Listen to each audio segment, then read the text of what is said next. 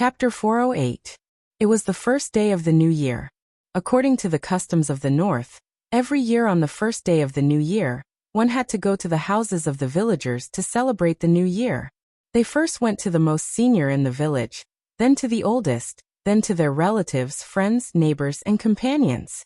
In the past, it was always Fang Yixing who represented the Fang family to visit each house. Some people would comfort him, some would tease him, and some would even drag him to spar with him. Everyone knew that Fang Yixing didn't like martial arts and abandoned martial arts to pursue literature. Wasn't it insulting to ask Fang Yixing to spar with him? Fang Yixing could only refuse again and then let others laugh at him for a while. The Fang family's reputation gradually declined. This year, Fang Hui asked Fang Yan to accompany Fang Yixing to celebrate the new year. Since the old man had spoken, Fang Yan couldn't disobey. He could only wake up early and put on the green robe and 1,000-soled cloth boots that his mother had prepared for him in advance. The boots were made in an antique style to prevent the deep snow from pouring into the shoes and soaking his socks. Fang Yixing still wore simple round cloth shoes. As the head of the family, he had to have the air of a refined elder. He had to endure the cold. This was what it meant to be graceful and not warm. The most respected person in Swallowdock was the teacher. Everyone in Swallowdock had to go and pay their New Year's greetings to him. The Yi family was known as the #1 family in Swallowdock, so they had to send a representative to celebrate the new year with the teacher. Fang Yan held the gift box and followed behind Fang Yixing. The father and son treaded through the snow toward the teacher's small house. When the father and son walked over, there were already many people ahead of them. The teacher finally took off his grayish-brown leather coat and changed into a silver-white tang suit. He sat upright on the mahogany chair in the living room, receiving the kowtows of the young people and children. There were also some middle-aged people who knelt down and kowtowed, but most of them bowed at the waist. After the children finished kowtowing, they presented the gift box in their hands. Bai Xiao, who was standing next to the teacher, took the gift box. The teacher reached out to touch the child's head and said, "You can go to the family school for enlightenment." And so, the child kowtowed again. The child's parents also expressed their gratitude happily. Some of the children who were already studying in the family school would also send gifts. The teacher patted the student's head and said, "You're clever enough, but you lack patience. He should use your family's learning stone to train his qi and temper his mind." The students lowered their heads to receive the lesson, and the parents also had to express their gratitude. All the uninitiated children in Swallowdock had to be approved by the teachers to enter the school, and the students who were already studying would receive the teacher's comments, pointing out their strengths and weaknesses, and pointing out solutions to problems. Fang Yan and Fang Yixing stood outside the house. The weather was freezing, but the father and son did not feel cold at all. Fang Yan looked at the growing queue and said with a smile, "Sir, isn't this a monopoly in the industry? Our Swallowdock only has one family school, and all children of the right age have to go to school with his permission. This job of his is a guaranteed income." Fang Yixing glanced at Fang Yan sternly and said, "Don't talk nonsense. Mr. is wholeheartedly devoted to the public. What is a gift worth? In my opinion, we should come and thank you on every festival." Fang Yan was helpless. His father was too old-fashioned. He was just joking when he was bored. Not only his father, but many people in Swallowdock had developed this habit of being old-fashioned. This was also the reason why Mr. always emphasized that every family should send out some talented children. This was also the reason why Lu Dowling wanted to bring out some outstanding young people. Only with a big vision could one have a big heart and big vision. It was not a good thing for Swallowdock to close its doors, and many things outside were also the best. Take the best and discard the dregs. This was the situation that Swallowdock needed to change the most. Fang Yan understood, so he went out. Fang Yixing might also understand, but character could not be developed overnight. Instead, he was led forward by the old rules of the village, and was not willing to make new changes. Finally, it was the father and son's turn. Fang Yixing and Fang Yan both knelt down and kowtowed to Mr. seriously. After Fang Yixing said some auspicious words on behalf of the Fang family, Fang Yan handed over the gift box in his hand. Mr. looked at Fang Yan with a smile and said, "You are too slippery. Usually, I can't get you to kowtow. Fang Yan felt wronged and said, Mister, you have wronged me. When do I not come to kowtow to you during Chinese New Year? I kowtowed just now. If you think it is too little, I can kowtow a few more for you. Mister was very happy to see Fang Yan and said, You don't have to kowtow. You have 3 hearts and more than 10 guts. I have nothing to say to you, and I have nothing to teach you. Just remember our agreement. Fang Yan nodded seriously and said, Mister, I remember. Mister looked at Fang Yixing and said, Yixing has a good son. Fang Yixing's face was flushed and he thanked him repeatedly. From the beginning to the end, Mister never mentioned the sword that he lost. If Mister didn't mention it, Fang Yan wouldn't take the initiative to mention it. Both of them pretended that it had never happened. Bai Xiu looked at Fang Yan and everyone else with a gentle smile. After Fang Yan got up from the ground, he said to Bai Xiu, If you are tired of standing, let me stand for you for a while. Bai Xiu refused indifferently and said, If there is anything, I will do it. As your disciple, I naturally have to do my best. Fang Yan was helpless. Bai Xiu's words were equivalent to poking Fang Yan's sore spot. Bai Xiu was Mister's disciple, but Fang Yan wasn't. Bai Xiu could be a teacher in the family school, but Fang Yan didn't have the chance to be a teacher there. Mister taught Bai Xiu everything he had learned in his life, and Bai Xiu was Mister's successor. His words were above board, and others really couldn't compete with him for this position. After leaving Mister's place, Fang Yixing took Fang Yan and rushed to the Yi family. The Yi family's ancestor was currently the oldest person in Swallow Dock, and the Yi family was also relatively close to the Fang family.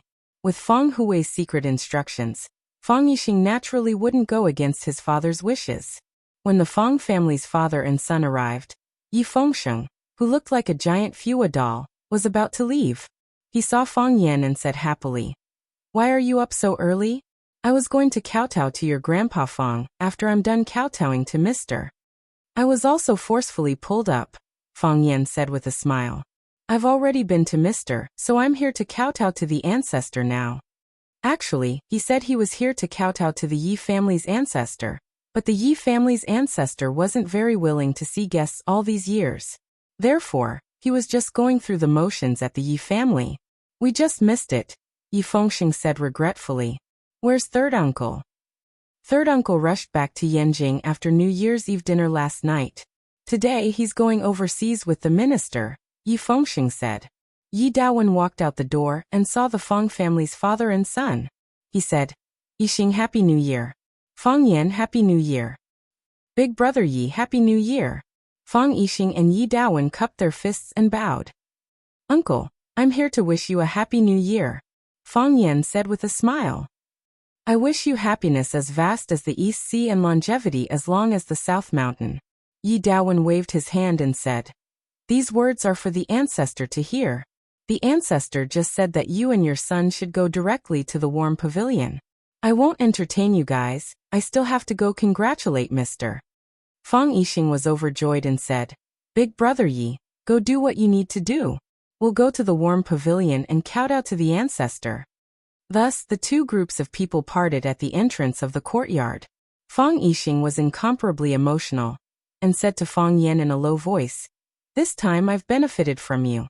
In the past, when I came to kowtow to the ancestor during the spring festival, I've never entered the warm pavilion. Maybe the ancestor's mood is especially good this year, Fang Yan said with a smile. Fang Yixing looked at his son with a smile and didn't say anything. He thought to himself, perhaps what his father said was really feasible. It was the attitude of the Yi brothers. I'm afraid this is not going to be easy to pass.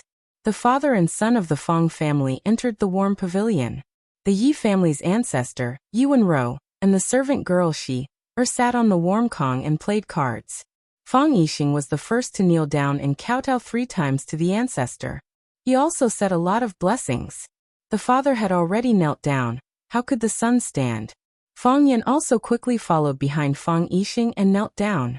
When the father and son of the Fang family knelt down, Yuan Rou and the servant girl Shi moved to the side. The father and son of the Fang family were kneeling to the ancestor, and the two of them could not accept it. All right, all of you get up. The ancestor squinted his eyes and smiled. All day long, I've heard you guys talk about living longer than Mount Nanshan. Who can live longer than a mountain? Wouldn't that be a living fossil? Ancestor, some mines were emptied in 2 or 3 years.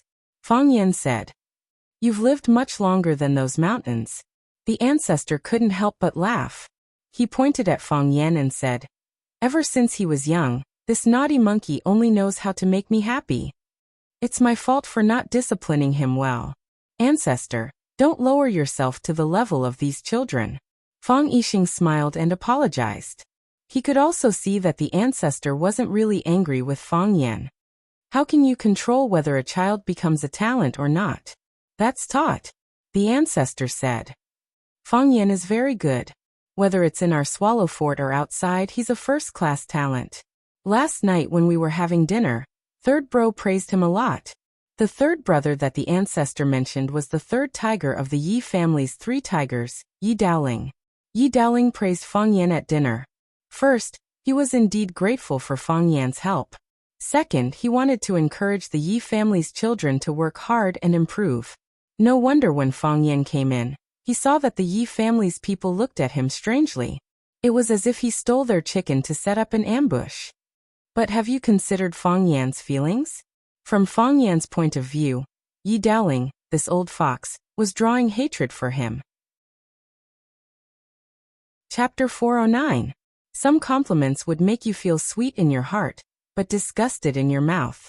For example, when someone compliments your child. Fang Yixing could hear the old ancestor's love for Fang Yan, but he couldn't follow the old ancestor's words and compliment his own son. If he did that, people would think that he didn't know what was good for him. That's Daoling's love for Fang Yan. He's causing trouble outside, and it's all thanks to Daoling's help. Fang Yixing said modestly, I wanted to find time to invite Daoling to our house for a drink, but I didn't expect him to be in such a hurry to go to Yanjing City. Daoling's promotion has to be celebrated.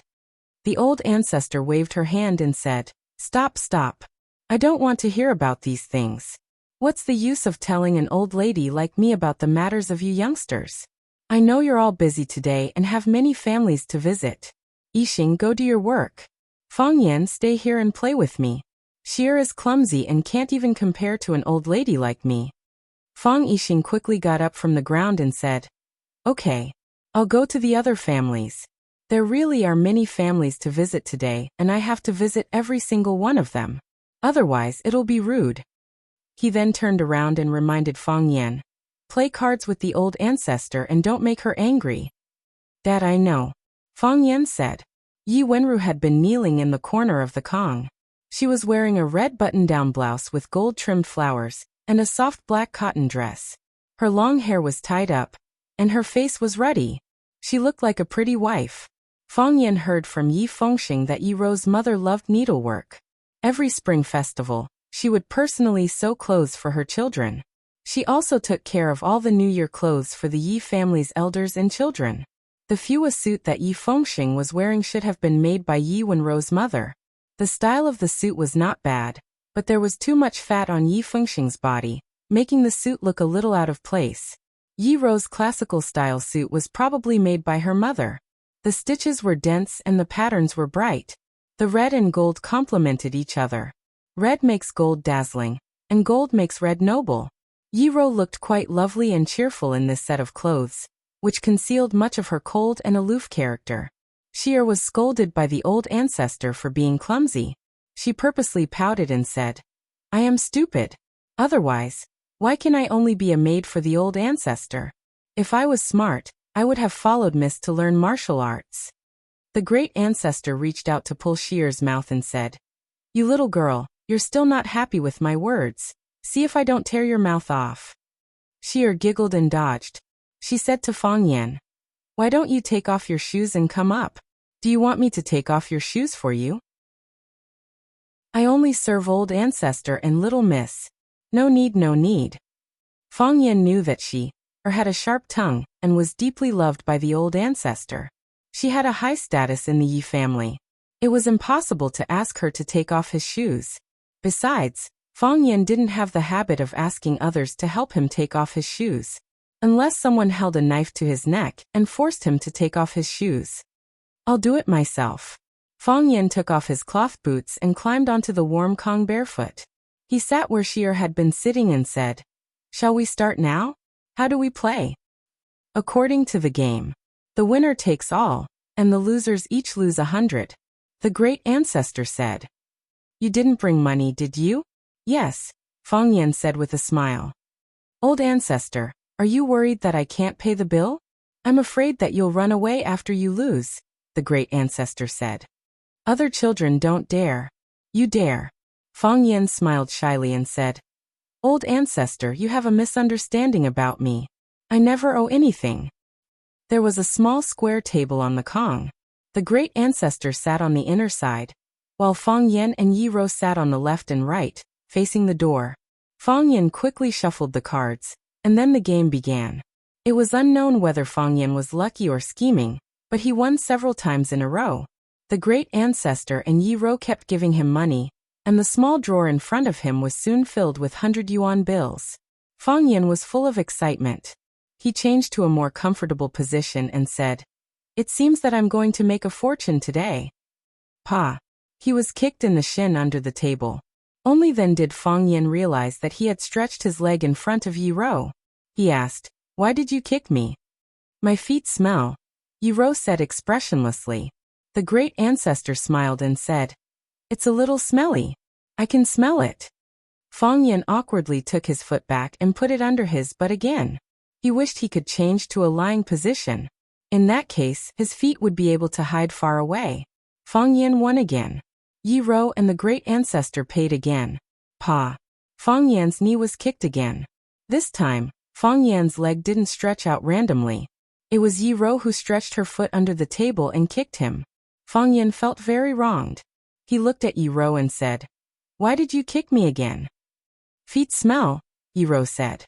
The great ancestor glanced at Yi Ro and said, "You child, even if Fang Yan's feet smell a little, you can't let people cut off his feet and put them in front of the door of the warm room, and then put them on when he goes out, can you?"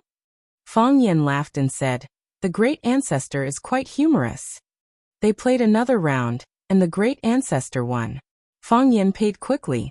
This time, Yi Ro didn't kick Fang Yan under the table. Fang Yan sighed in his heart. People under other people's eaves had to lose money. Creak!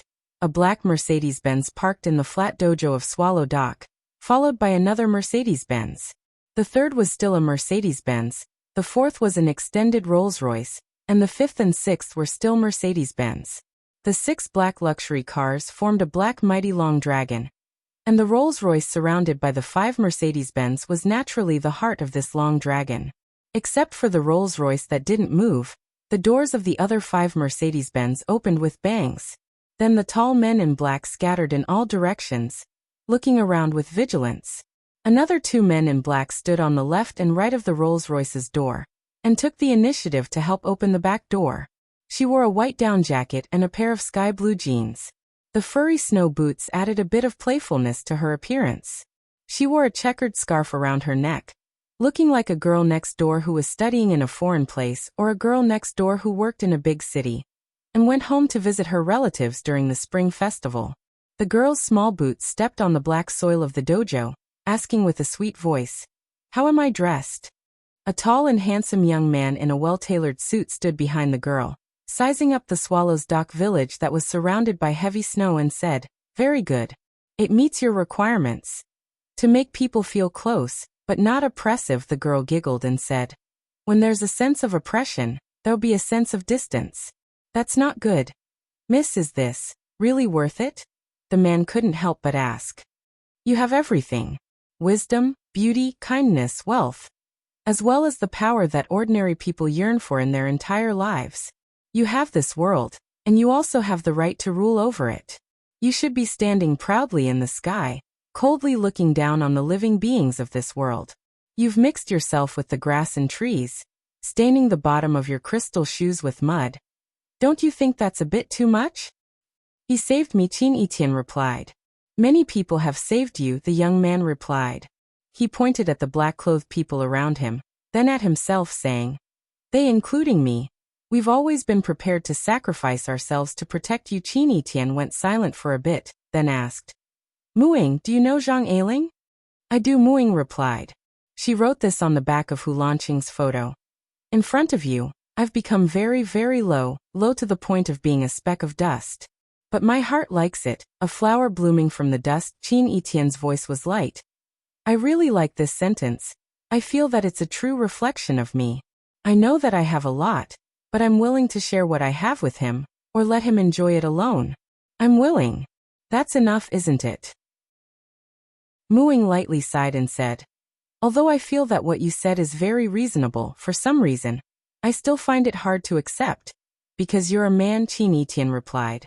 And because you don't understand how desperate a woman's sacrifice can be.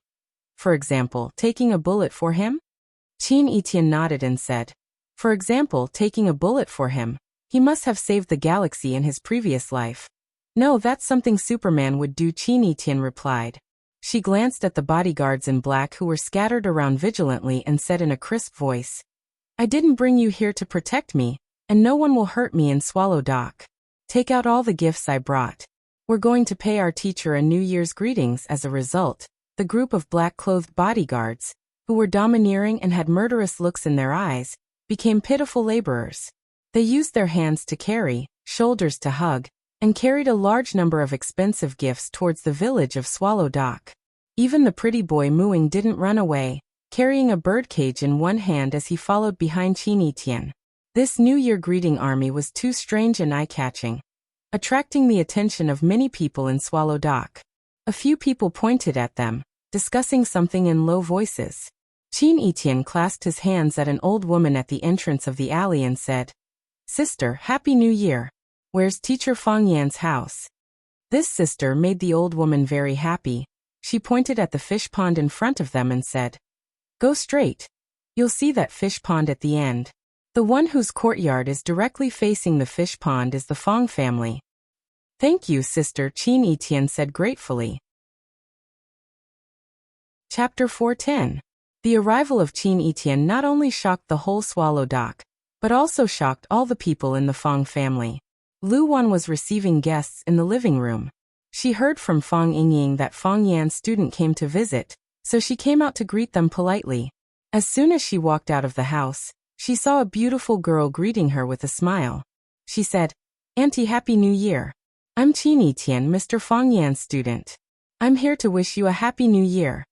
Lu Wan suddenly felt dizzy. This girl was too. How should she describe her? She was too beautiful, too clean, too cute, too smart, and too decent. Lu Wan was also a girl from a scholarly family. She was very picky about women. Both appearance and temperament were indispensable. She was beautiful on the outside and beautiful on the inside. However, even with her picky eyes, she still felt that this girl had no flaws. If there was anything that worried him, it would be that this girl was too pretty, too clean, too cute, too smart, too generous, and a little too decent. How could his ugly son be worthy of such a girl? If they got married in the future, would her son be able to subdue the girl? What if her son was bullied by this girl? Oh, this is Fang Yan's student. Lu Wan thought of her self-introduction and then reacted. She felt a little happy, but more melancholy. How could she be a student? Lu Wan greeted her with a smile and said, You are Yitian, right? This name is so impressive. It's cold outside. Come in and warm yourself. Where does Yitian come from? Is it hard to walk on the road? She originally wanted to hold Qin Yitian's hand to appear more intimate. But she didn't know why this girl, who looked simple, always gave people a sense of oppression that kept people thousands of miles away. Her words and actions, her frown, and her smile were so comfortable and natural. But this kind of comfort made people feel that she was unattainable. Lu Wan was also a woman who had seen the world, but she didn't understand why she had such a strange feeling for this young girl. Auntie, I came from Yanjing. It's not far. Qin Yitian said with a smile. It's very convenient. How thoughtful of you.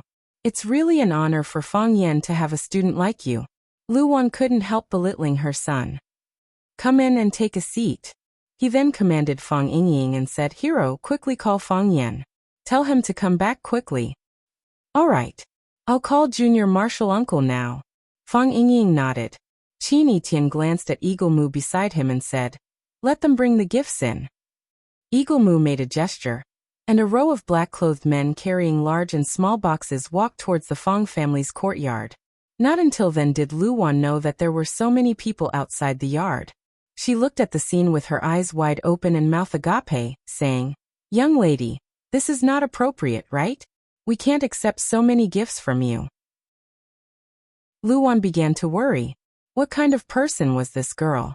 Why did he bring so many helpers with him? Was she the daughter of a gangster? If she was a gangster, there was nothing to be afraid of. However, there was no trace of violence or hostility in her temperament and demeanor. It was obvious that she came from a rich family.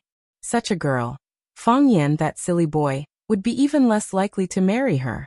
Luwan sighed softly. It seemed that she had thought too much.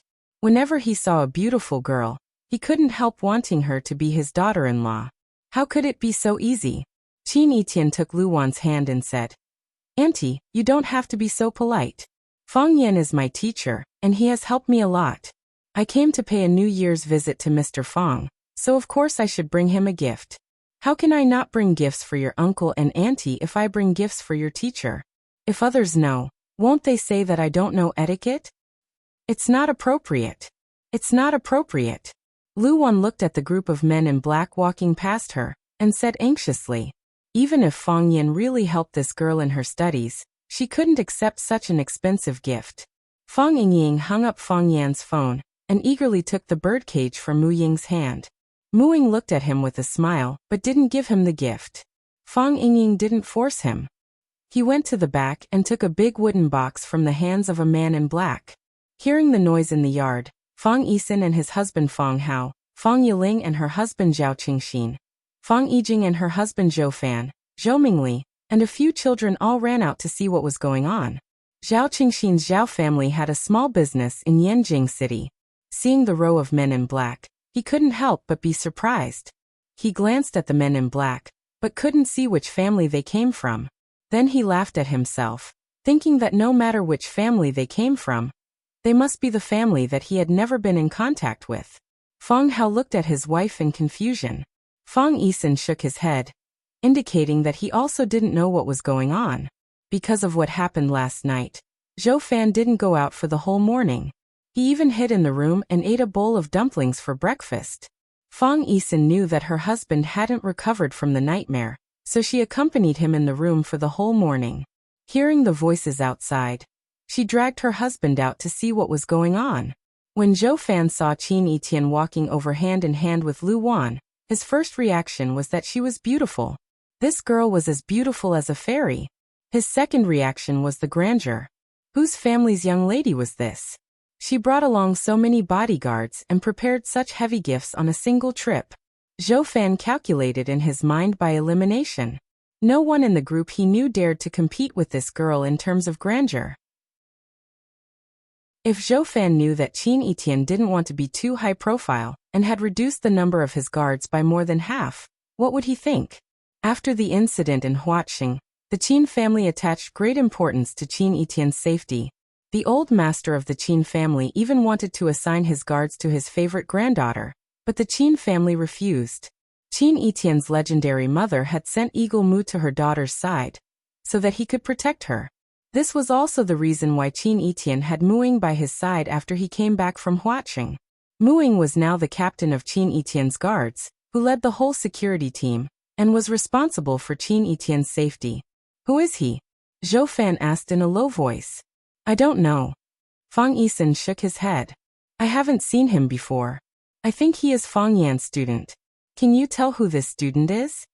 Zhou Fan smiled bitterly and said, How can I tell? Go and ask around. Zhou Fan's heart was filled with emotion. When he first arrived, he didn't give a damn about the Fong family. He felt that his father-in-law's family in the suburbs of Yanjing had made him suffer a lot and humiliated him. He also looked down on Fong Yan. He felt that his nephew, who was a teacher in Huaqing, was too shabby. He even bragged that he would get him a new job. Now looking at the things he had done and the people he had come into contact with, he had long left his uncle far behind. Take this student as an example. With the extravagance she displayed today, as long as she casually moved her lips, She would definitely be able to find a better job for Fang Yan. Moreover, such a beautiful student came to visit her teacher with such an expensive gift. Was there a deeper meaning behind it? Zhou Fan felt that he was really an idiot. He was the biggest idiot in the world. Zhou Mingli was shocked when he saw Qin Yitian. He didn't expect there to be such a beautiful girl. The so-called prettiest girl in the class that he had been sending messages to pursue couldn't be compared with the girl in front of him. He stared at Qin Yitian with wide eyes and a face full of infatuation. He wanted to greet her in a cool way, just like how he flirted with other girls at school. However, as soon as he had this idea, he began to become nervous. He was at a loss and his hair stood on end. It was as if he was not facing a peerless beauty, but a fierce monster.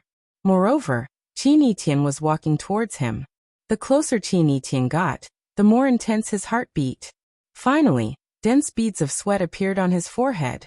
Qin Yitian walked to Zhou Mingli and nodded to him like other juniors of the Fang family. Then she walked past him. Zhou Mingli didn't dare to look directly at Qin Yitian's eyes. At the moment when she nodded, he couldn't help blushing and hurriedly lowered his head. When Qin Yitian went far away, he was annoyed and felt that he was such a failure. After Qin Yitian entered the house, those men in black also stood at the door of the living room with gift boxes in their hands. Lu Wan looked at Qin Yitian and waited for his arrangement. She couldn't ask them to put away these gifts, nor could she ask so many people to put down the gifts and leave. There had to be a rule, right? Qin Yitian smiled and took Lu Wan to the first man in black. He opened the golden brocade box held by him, and looked at the gifts inside. He said, "There is nothing special about this one. The red inkstone produced in Heishan has a strong ink color. The color hasn't faded after thousands of years. When it is ground, it has a strange fragrance. I know that you like calligraphy, so this stone is to add a touch of color to your masterpiece." Lu Wan was so shocked that her jaw almost fell to the ground. She said, "It is said that this inkstone can only be formed after thousands of years. It is one of the most precious treasures in the world. It is rare in the world and hard to find." Lu Wan looked at the large inkstone lying in the brocade box and gasped. She said, "Miss, this gift is really too precious. We can't accept it." Chapter 411. If people like Fang Hao and Zhao Qingxin didn't know the value of the inkstone, it was understandable. After all, the inkstone rarely appeared in the world. Many people had never even heard of it, let alone seen it with their own eyes. It was said that because when Yuka had obtained a piece of inkstone, the bamboos he drew were different from other people. They looked vivid and lifelike, as if they were alive. Chao Buji wrote a poem for him, in which there were 2 lines. "You can draw bamboo, you have a well-thought-out plan." This was also the origin of the idiom, "have a well-thought-out plan" in later generations. Under the influence of her father, Lu Gong, Lu Wan was well-read. There was nothing she didn't know about astronomy, geography, classics, and history. If Qin Yitian hadn't pointed out the origin of this stone, she herself wouldn't have been able to see its strangeness. However, when Qin Yitian pointed out that this stone came from the Black Mountain in the far west and said its name, Lu Wan understood the true value of this stone. There was a strange saying, "Black heart magic stone can be seen, but red heart inkstone is hard to find." The stone in the box was the red heart inkstone that the ancients said was the most difficult to find. The middle part of it was dark red, like burning charcoal. One tael of black jade was worth 500 kilograms, so how much was such a big piece of black jade worth? Some things were so rare that it was difficult to measure their value with money, because even if you had money, you might not be able to buy it. A treasured sword should be given to a hero, and a piece of black jade should be given to a master. Qin Yitian said with a smile, "When I go home, I'll ask my uncle to give me a painting." Qin Yitian ignored Lu Wan's objection and opened the second box held by the man in black. He glanced at the thing inside and said, "This is a phoenix coral from the East Sea. I have 2 pots at home, but it's a bit repetitive to place them, so I brought Auntie 1 pot." Qin Yitian glanced at the living room, pointed to a square mahogany table in the corner, and said, "Put it there." "Yitian, this isn't appropriate. It's really not appropriate." Lu Wan still wanted to stop him. Qin Yitian opened the big box in the hands of the third man in black. There was a small silver bowl in the small bowl. There was a piece of black stuff in the small bowl. This was the ointment made from the shell of the black tortoise. It was cut into the size of a fingernail and placed in the silver bowl. After mixing it with warm water, it could be applied to the face before going to bed at night to keep youthful. Swallowing it could replenish qi, blood, and spirit. Auntie, this is a gift specially prepared for you. You can try it later. If the effect is good, I'll cut more for you. Shoo. The three Fong sisters sucked in a breath of cold air. This kind of thing was fatally attractive to women. Qin Etian opened the fourth huge box. Inside the box was a beautiful fish tank. 2 red fish were swimming in it. And there was a rootless plant that looked like a lotus leaf floating on the surface of the water. Qin Etian obviously liked this gift very much. He held Luwan's hand and introduced it. Auntie, there are 2 red dragons inside. I've raised them for a few years. They're not valuable, but I like this bunch of rootless white lotus the most. It's from the Changbai Heavenly Lake. Just like now, it floats on the surface of the water without roots. When it blooms white lotus, it can fill the whole house, even the whole yard with a refreshing fragrance. TSK, many people couldn't help but exclaim in admiration. Qin Etian still wanted to open the box below, but he was stopped by Luwan.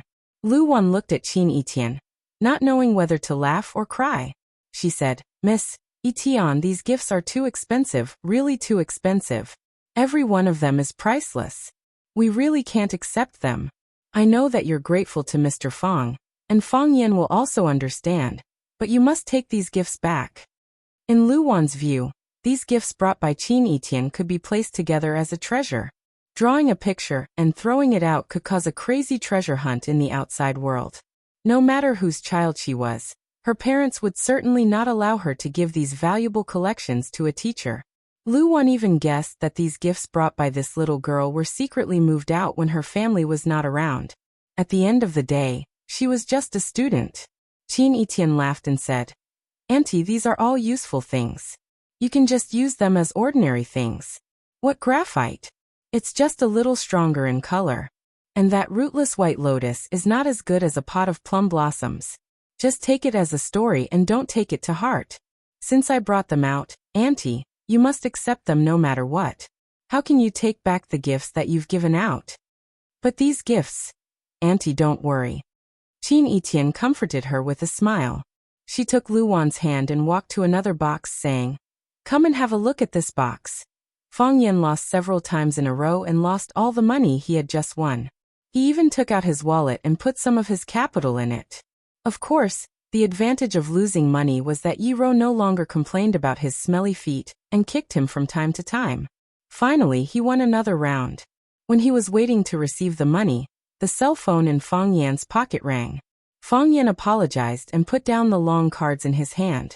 He took out his cell phone and found it was a call from Fong Yingying. Fong Yan answered the phone and asked, What's the matter? Junior Marshal Uncle, come back quickly. Your student has come to pay a New Year's visit. Fong Yingying said excitedly. Student? Come to pay a New Year's visit. Fong Yan's first thought was that Jiang Qin and Yuan Lin had come. Because among his students, only these 2 girls had been to Swallow Dock and knew his home address. However, Jiang Qin and Yuan Lin had just returned to Huaqing before the New Year's Day, and their parents couldn't let them go to Yanjing on the first day of the new year. Besides, when he called them last night, they also said that they would return to Yanjing after the Lantern Festival. Which student would come to pay a New Year's visit to him? Junior Marshal Uncle, come back quickly. I'm busy, so I'll hang up. Fong Yingxiong shouted and hung up the phone. He dared to hang up on me? Fong Yan was infuriated. Do they still respect me as an elder? What's wrong? Something happened at home? Hearing the content of Fong Yan's call, the old ancestor put the long cards on the table and said, Go back if you have something to do. I'm also tired and need a rest. The poker field was like a battlefield, and escaping was a big crime. Fong Yan said with a guilty face, Old ancestor, do you want me to play a few more rounds with you? No need, no need. I want to play cards, and I'm not afraid of not being able to find a partner. Go back to your business. The old ancestor said. Fong Yan glanced at Yi Ro and said, It said that a student came to pay a New Year's visit. I'll go back and have a look. Yi-ro didn't respond, and just lowered her head to play with the long cards in her hand. After Fang Yan put on his shoes and left, the old ancestor looked at Yi-ro with a smile and said, "You little girl, Fang Yan is a guest. How can you say that his feet are smelly? Why, you're unhappy because he won a few rounds?" "He's an idiot," Yi-ro said. "He's not an idiot. He's a smart person." The old ancestor sighed softly and said, "You think he keeps winning, so you're worried that I'll feel uncomfortable. But if he lets me keep winning, will I feel comfortable in my heart? Because I'm older, you guys always take care of me. You don't want to win, and Sheer, the silly girl, pretended to play the wrong cards for me. Your father doesn't want to play cards with me, and your second and third uncles don't want to win. No one was willing to win against me. They just wanted me to win. At first, I was happy, but after being coaxed by you for so many years, I feel that playing cards is meaningless. Fang Yan, that kid, didn't treat me as an outsider. When he first arrived, he tried his best to win. After he won, he lost all the money he won. He made me nervous for a while, but he also gave me a lot of face. Tell me, how can I not like him when he's so considerate towards me?" Yi-ro was stunned for a long time, and then she scolded, "He's a slippery guy." The old ancestor nodded with a smile and said, "You're right this time. This guy is slippery. But I heard on the phone that a student came to visit him for the new year. What kind of student could come to our swallow dock?" Yi-ro was also confused. She knew it couldn't be Jiang Qin and Yuan Lin she was familiar with, but she couldn't guess who it was. Suddenly, she remembered the pair of eyes that were brighter than the moonlight in the night. It had been so long, but she still had a deep memory of those eyes. Perhaps anyone who saw that pair of eyes would find it hard to forget. "Is she here?" Yi-ro said softly. "Who is here?" the old ancestor asked. Yi-ro shook her head and didn't want to answer this question. The old ancestor gave She-er a look, and She-er immediately understood and said, "Old ancestor, I'm going to play with Duwan for a while. I'll be back soon." After that, she turned around and ran out of the door. Yi-ro knew that the old ancestor asked She-er to inquire about the news, so she didn't stop her. She never forced others, and she didn't like others to force themselves. When Fang Yan returned home, Qin Yitian was in the backyard paying his grandfather, Fang Hui, a New Year's greeting. She took the cage that Eagle Mu was holding and lifted the black silk on top of the cage. Inside was a beautiful, snow-white bird with a flat beak. Qin Yitian handed the bird to Fang Hui and said, "Grandpa, this is a King Kong eagle. It doesn't usually make a sound, but when it does, it's like the roar of a King Kong. It can drive away evil spirits and keep people safe. Looking closely, you and the King Kong eagle look alike. They all look very majestic." Fang Hui took the Vajra eagle and laughed. "Where did this girl come from? Her words and actions are as sweet as honey. This is a good gift. With this King Kong eagle, I don't have to worry about having nothing to do all day." Fang Yan stood at the door with a bitter smile. Looking at Qin Yitian's back, he said, "Are you going to buy my whole family?" "Yes," Qin Yitian answered matter-of-factly. "I want them all to like me." Chapter 412. A woman like Qin Yitian would be regarded as a goddess wherever she went. After Qin Yitian came, she became the center of the Fang family. Her every move and smile was the focus of everyone's attention. When Qin Yitian was in the living room, everyone stood in the living room to watch. Qin Yitian said that she was going to visit Fang Yan's grandfather. Everyone followed her to the backyard. Of course, the closest ones were Lu Wan, Fang Yan's 3 aunts, and several other female members of the Fang family. Fang Hao, Zhao Qingxin, and Zhou Fan were men, so they were embarrassed to get too close. Zhou Mingli didn't have such scruples. He stood at the door of the cottage with a tablet computer. All his thoughts were on Qin Yitian. He didn't need to say a word. He just looked at her quietly, which made people's hearts beat fast.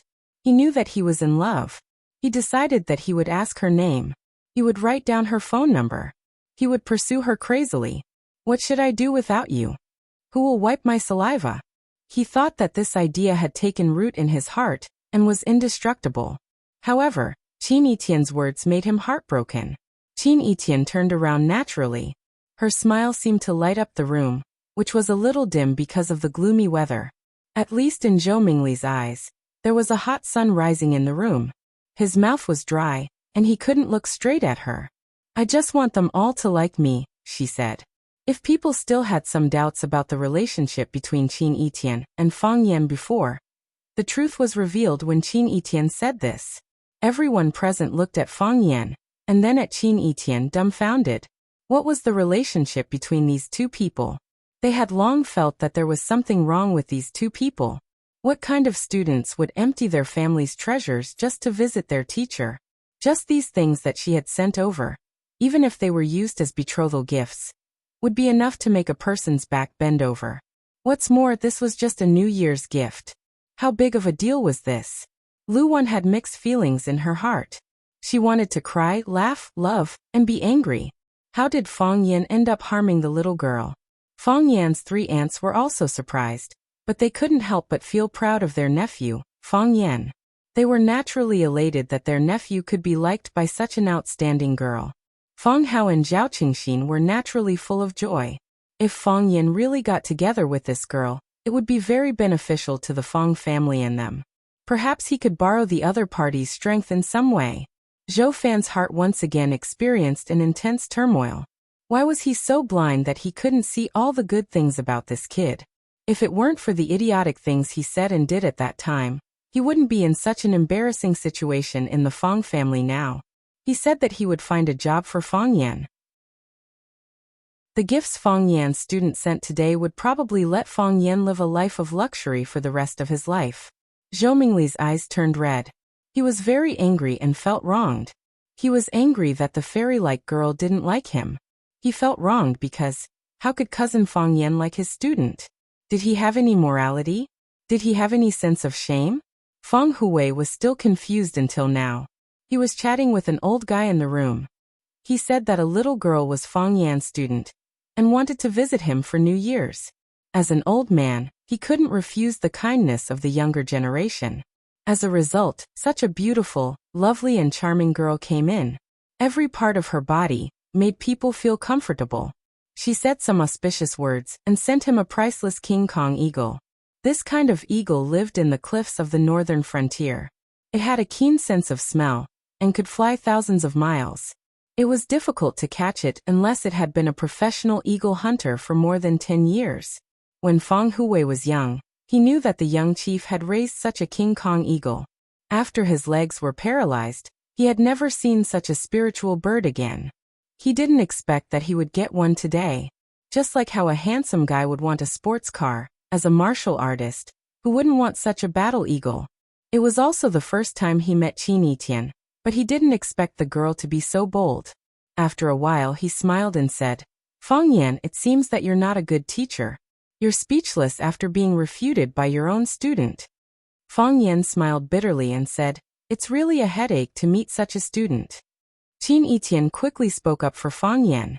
She smiled and said to Fang Hui, Grandpa, Mr. Fang is a good teacher. All the students in the school like him. Hundreds of people go to his lectures.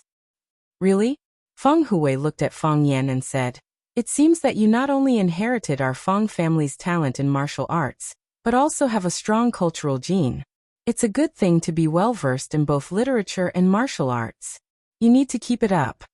Lu Wan pulled Fang Yan's hand and signaled him to follow her to the yard. Fang Yan, who is this student of yours? She sent a lot of gifts. Although I don't know the value, just hearing the names made my hands tremble. I said we can't accept them, but she didn't want to take them back. What should we do with these things? Fang Yan thought for a while and said, Mom, don't worry. I'll talk to her. Okay. You talk to her. Lu Wan said. We don't accept undeserved rewards. No matter how precious these things are, we can't accept gifts from others. Talk to her and ask her to take these gifts back. Okay. Fang Yan said with a smile. Fang Yan went back to the room and said to Qin Etian, let Grandpa rest for a while. Let's go out for a walk. Qin Etian said goodbye to Fang Hui obediently and said, Grandpa, I'll chat with you in a while. I like chatting with old people the most. Okay. Fang Hui laughed. Grandpa is waiting for you. There were also many people watching at the gate of the Fong family's yard. Fong Yan couldn't take Qin Etian out for a stroll. He had to take her to a remote place in the martial arts hall and said, "Why are you here?" "I'm here to wish Mr. Fong a happy new year," Qin Etian said seriously. "Isn't it natural for a student to wish a teacher a happy new year?" "That's true, but you don't need to bring such expensive gifts. My mother is such a gentle person, and your gifts scared her. I was also scared when I saw the King Kong eagle. These are all rare treasures, and you just casually took them out to give away?" "I didn't just casually take them out.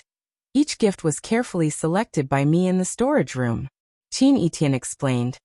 "I'm not giving them away, I'm giving them to my teacher." Fong Yan smiled bitterly and said, "Who would give such gifts to their teacher?" "My family." Qin Etian pointed at her own face. Qin Etian put her hands in the pockets of her down jacket, kicked the snow at her feet, and said, "Don't worry, I told my mother when I came. I said I wanted to visit my savior, and she asked me to bring a few gifts. These were approved by my mother. I didn't steal them from the storage room. Even if I wanted to steal, I wouldn't do it so openly. Muing is my mother's confidant, he won't keep my secret." "Bring them back," Fong Yan advised. "These gifts are too expensive. We can't afford it. Besides, as I told you that night, that matter is long over, and you have already repaid me.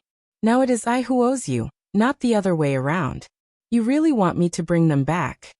"Yes. Then let's smash it," Qin Etian said, waving her hand. "Whichever one you want me to bring back, I'll smash it. Do you want to try?" "How can you do that?" "Because I have money," Qin Etian said. "What's wrong with rich people being willful?" Qin Etian smiled and looked at Fong Yan with his beautiful eyes and said, "In fact, these gifts are also gifts from the Qin family. Thank you for saving my life. In addition, you may not know the value of the Rubik's Cube. When the product is on the market, it can bring us huge and amazing profits. It may be an unimaginable number. I'm just recommending her. Without your recommendation, I probably wouldn't be interested in letting her see my mother, right?" Qin Etian said with a chuckle. "Sometimes things are so clever." "Okay." Fong Yan nodded. "I'll accept these gifts. I'm just keeping them for you for the time being." Qin Etian didn't want to talk about this topic with Fong Yan, and said, "Mr. Fong, I came all the way from Yanjing to visit you for the new year. Do you want me to stay in your house for a few days?" "You don't want to?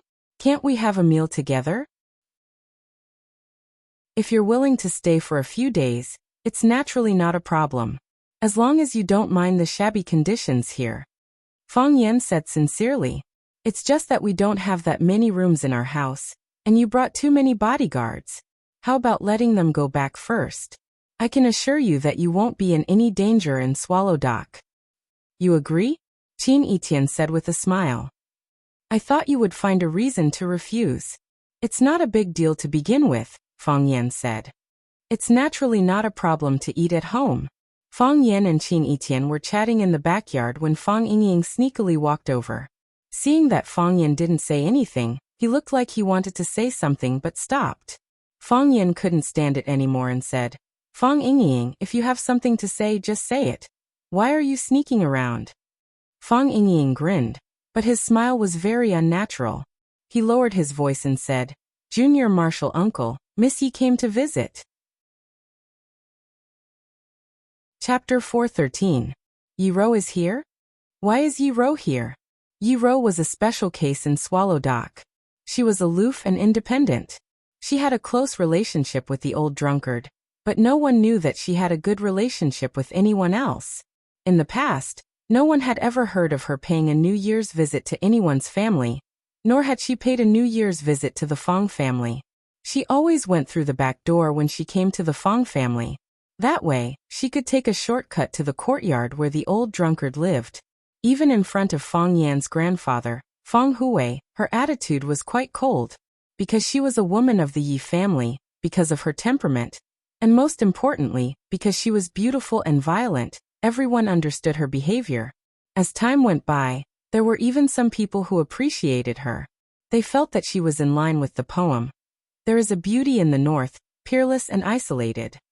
Besides, the Yi family was prosperous, so it was not Yi Ro's turn to socialize in public. She just needed to practice martial arts and be happy with her ancestor. Why is Yi Ro here today? Fang Yan looked at Fang Yingying confusedly. Fang Yingying shook his head, indicating that he didn't know either. Slap. Fang Yan slapped Fang Yingying's head and scolded. You're here. Why can't you tell me? Why do you keep your voice down like a thief? Why can't you tell others about it? Fang Yingying looked aggrieved. He covered his head and said, Junior Martial Uncle, I just don't want you to be in a difficult position. Slap. Fang Yan slapped him again and scolded even more fiercely. He said, What's so difficult about it? What's so difficult about it? No. Fang Yingying covered his head and ran away like a rat. Junior Martial Uncle was so angry that he knew he must be in a difficult position. Fang Yan looked at Qin Yitian and said with a smile, Yi Ro is my neighbor and my friend. Today is the first day of the spring festival. She came to visit. She's pretty, right? Qin Yitian asked. She's all right. Fang Yan replied reservedly, She's the prettiest girl in our village. Everyone knew that the #1 beauty of Swallow Dock was Yi Ro. Phoenix was also very beautiful, but she did not belong to Swallow Fort. Are you the most handsome guy in your village? Qin Yitian giggled and asked. Bai Xiu's loathsome face appeared in Fang Yan's mind at the mention of the word country bumpkin. Therefore, Fang Yan slapped Bai Xiu's face out of his mind and said, They said so, but I don't care about these false reputations. What kind of village flowers and grass are they? Is there any point in lining them up here and there? Qin Yitian nodded in agreement and said, That makes sense. They say I'm the prettiest girl in Rosefinch High. I don't care about this kind of thing. What class belle and campus belle? It's not like you can make a living out of comparing. After that, they looked at each other and couldn't help laughing. Fang Yan had always felt that Qin Yitian had a maturity that didn't match her age. Fang Yan also felt that Qin Yitian, and he had an indescribable spiritual tacit understanding. This girl was really an angel who fell to the earth. When Fang Yan took Qin Yitian back to the house, Yi Ro was sitting in the living room with Fang Yan's mother, Lu Wan, and Fang Yan's aunts drinking tea. Yi Ro was still wearing the festive cloth button gown and black cotton skirt. She didn't touch the teacup in front of her and just answered the questions of Lu Wan and Fang Yan's 3 aunts politely. Lu Wan asked a question, and Yi Ro answered one by one. Lu Wan didn't speak, and Yi Ro didn't take the initiative to find a topic. She was calm, patient and didn't fight. She looked like a cultivator who had cultivated for thousands of years. Lu Wan's language skills were excellent, but she couldn't stand Yi Ro's temper. She asked a lot of questions, and Yi Ro answered them in 2 or 3 words. For example, she said that the last time she saw the ancestor was in the summer, and she took she for a walk in the village. She hadn't seen the ancestor for a long time. How was she? The weather was cold, and she had to take care of herself. Yi Ro's answer was only 2 words. She was fine. Another example, Fang Yan's aunt said that when Ro's dress was really beautiful. The golden stitches were fine, and the embroidered phoenix was like a real one. This dress must have been sewn by Sister One. The sister one she mentioned was Wen Xinya, Yi Ro's mother. Yi Ro's answer was still 2 words, yes. When Lu Wan and the 3 sisters of the Fang family were at their wits' end, Fang Yan finally entered the house. Lu Wan waved to Fang Yan and said, Fang Yan, when Ro is here, you young people should have a good talk. Then she looked at Qin Yitian and said with a smile, Yitian, since you are here, have fun in our Swallow Dock for a few days. You sit here for a while. I'll go to the kitchen and prepare lunch. Thank you, aunts. Qin Yitian said sweetly. This girl had a very high IQ. Once she made up her mind to do something, there was no possibility of failure. For example, she made up her mind to win the favor of everyone in the Fang family. I'll go to the kitchen too, Fang Yisan, the eldest aunt, said. I'll go to find Minjing and the baby elephant. I don't know where these 2 children are. Fang Yiling, the second aunt, also stood up and left. I'll go to see where numerology is. Fang Yijing, the third aunt, also ran away. Thus, only Fang Yan, Qin Yitian, and Yi Ro were left in the big living room. Yi Ro sat on the sofa. She didn't drink tea, didn't speak, and didn't even look at Fang Yan and Qin Yitian. Qin Yitian stood in the courtyard with the corners of his mouth slightly raised. There was an inexplicable smile on his face, and he looked at Yi Rou thoughtfully. Fang Yan opened his mouth and didn't know what to say. Fang Yan felt that Fang Yingying was really a wise man sometimes. What he said really came true. It was really difficult for him to be stuck in the middle. However, it was not a solution to always be in such a stalemate. Therefore, Fang Yan turned to look at Qin Yitian and said, "Do you want some tea?" "Okay." Qin Yitian nodded. "I'll go and pour some tea for you," Fang Yan said. He turned around and ran out of the door. He felt that he needed to go to the yard and take a deep breath of fresh air. It was so exciting.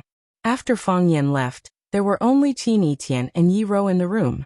Qin Yitian was still looking at Yi Rou with a smile, and Yi Rou finally raised her head and glanced at Qin Yitian. Qin Yitian walked towards Yi Rou and sat down on the mahogany sofa in front of her.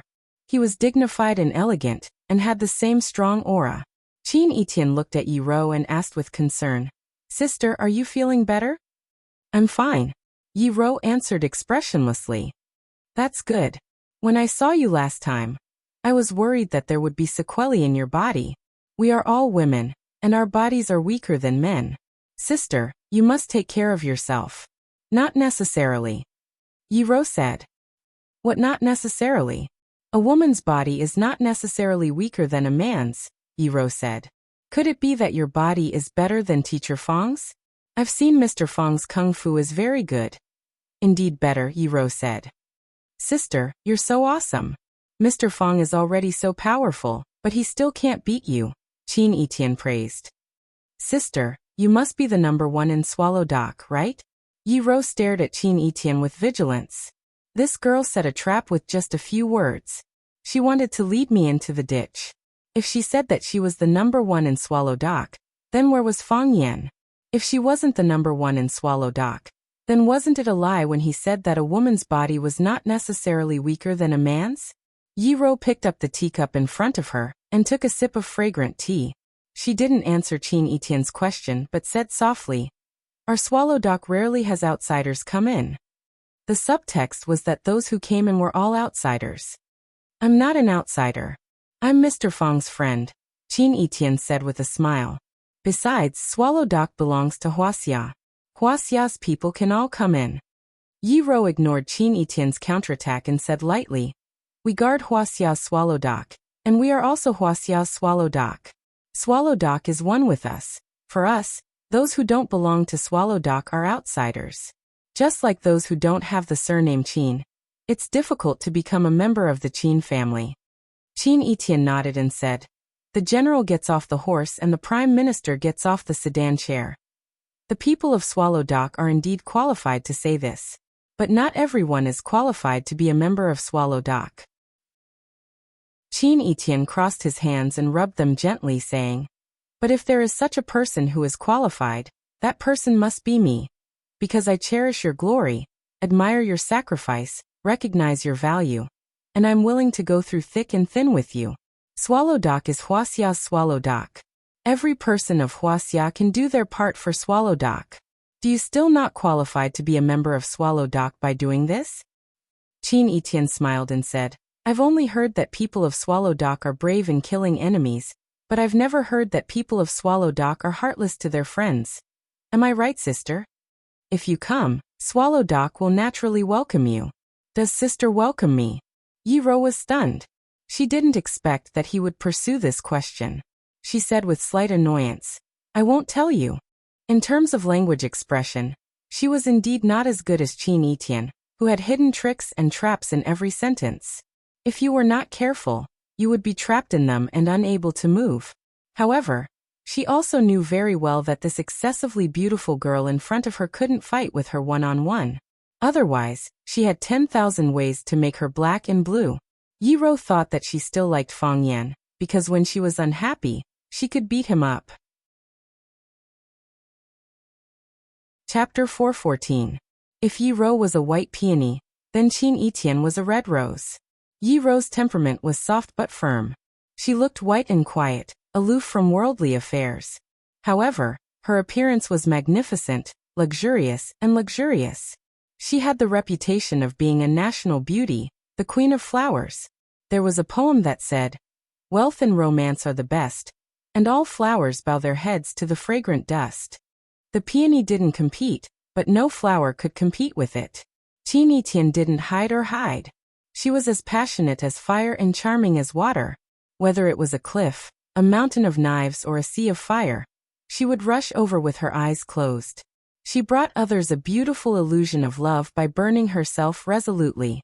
The branches and leaves had sharp thorns, and if one was not careful, he would be stabbed by her. Now, the white peony and the red rose gathered together, competing to bloom. That kind of beauty was dazzling. Unfortunately, there was no audience in the living room. Even Zhou Mingli, who fell in love with Qin Etian at first sight, was completely desperate after knowing that she liked Fang Yan. He ran to the stone river to enjoy the cool wind and pretend to be depressed. It was not the first time that they met, but it was the first time that they had a conflict. In other words, it was the first time that they communicated with each other as enemies. When Yi Rou said, "I won't tell you," Qin Etian couldn't help but be a little surprised. She never thought that the tough woman who treated Fang Yan as a mortal enemy at school would have such a girlish side. If those guys who liked violence and regarded her as an idol, and wanted to be whipped by her every day saw this scene, their eyeballs would probably fall to the ground. However, Qin Etian didn't feel contradictory at all. She was such a person. When she wanted to beat you, she would beat you. When she didn't want to tell you, she wouldn't tell you. In a sense, she was braver than herself, more direct than herself, and more willful than herself. Facing such an opponent, Qin Etian had a feeling of palpitation.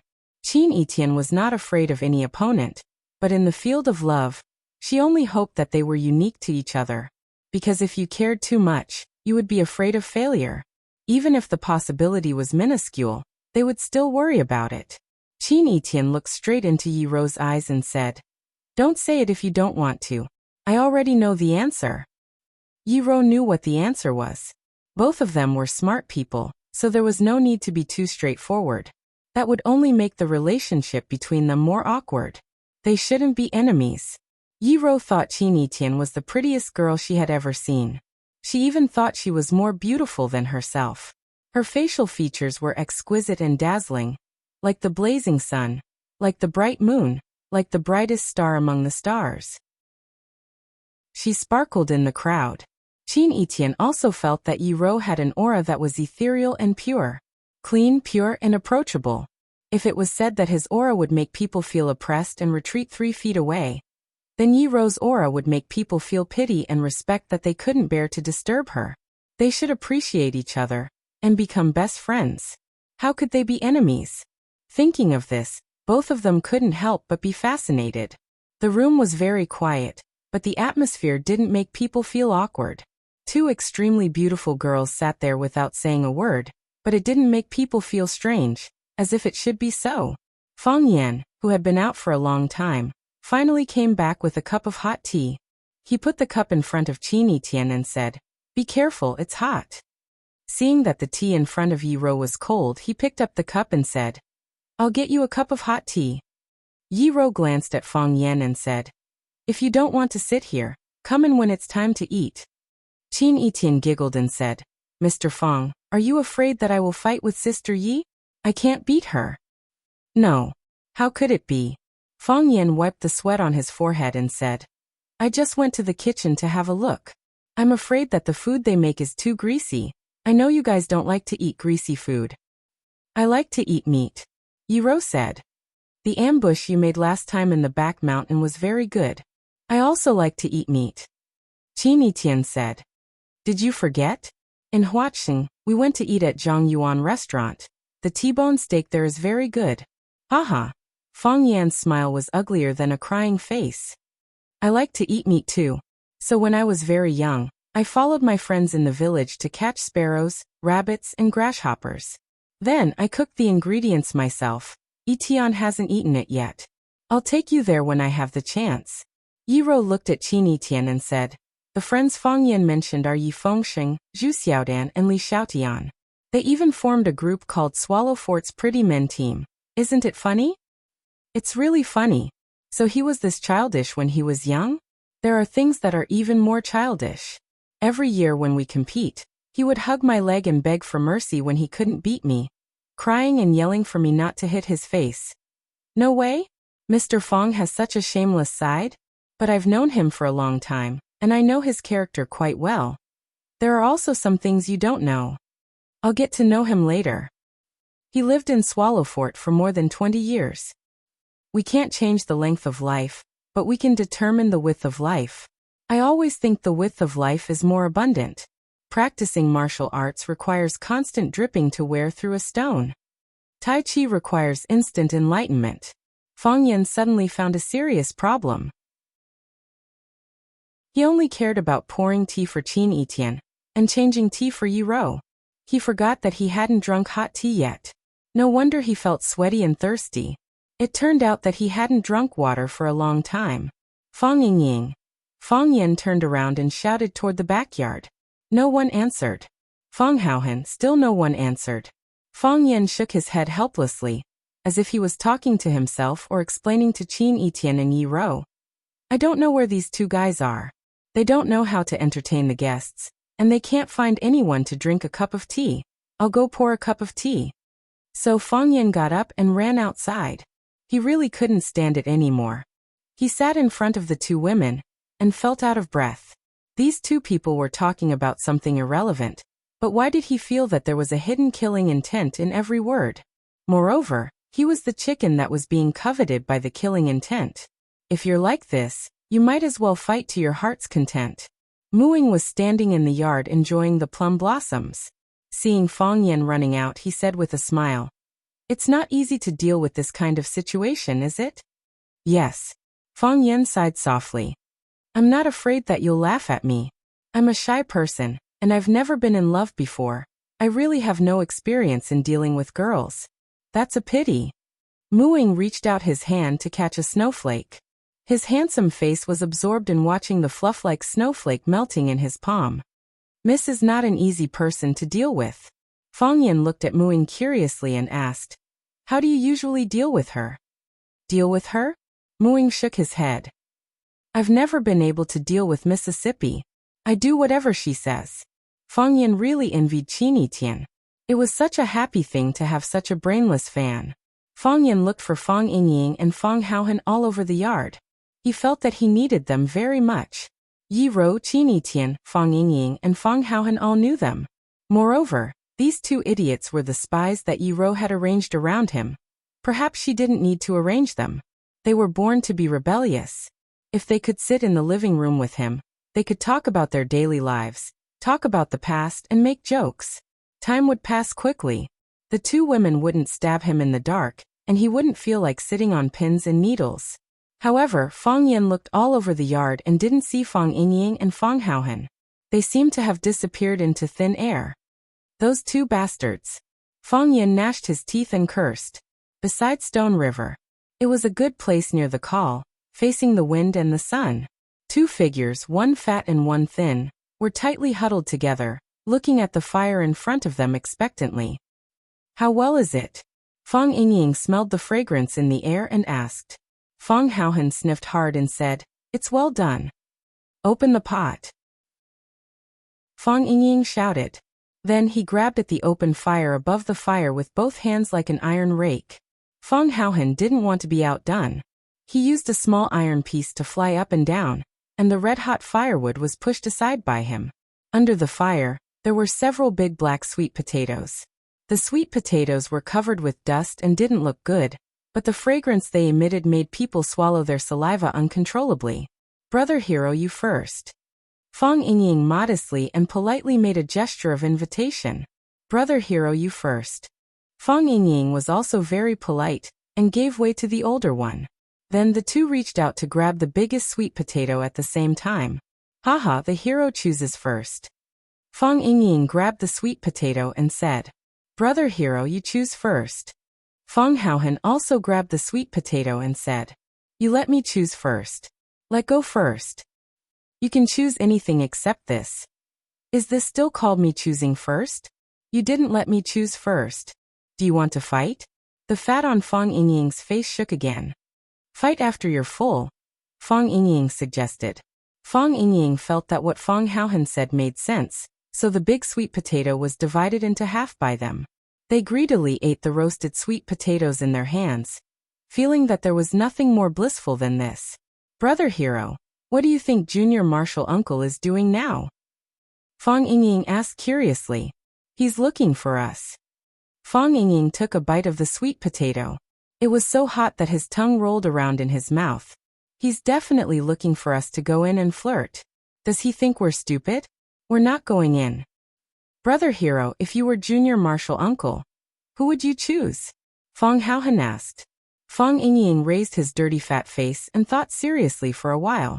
He slapped Fong Haohan's head and said angrily, "Don't ask me such difficult questions when we're eating." Chapter 4:15.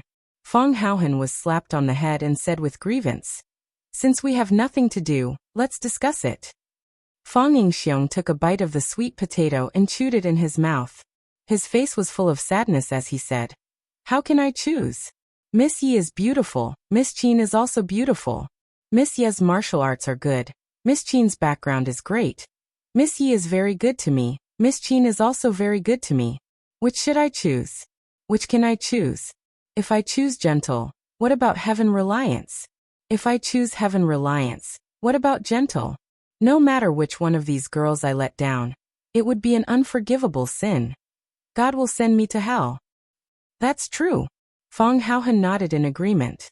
If I were Junior Martial Uncle, I wouldn't know who to choose either. Every one of them is so outstanding, every one of them is so affectionate. Junior Martial Uncle isn't that good either. Why would they choose Junior Martial Uncle? That's right. Fong Yingxiong agreed. He's handsome, but everyone says Fatso looks lucky. Skinny looks like he's lucky too, Fong Haohan added. Yes, Fatso and Skinny both look lucky. Fong Yingying couldn't help but bring Fong Haohan along. At least, they were on the same side on this issue. And we look safe.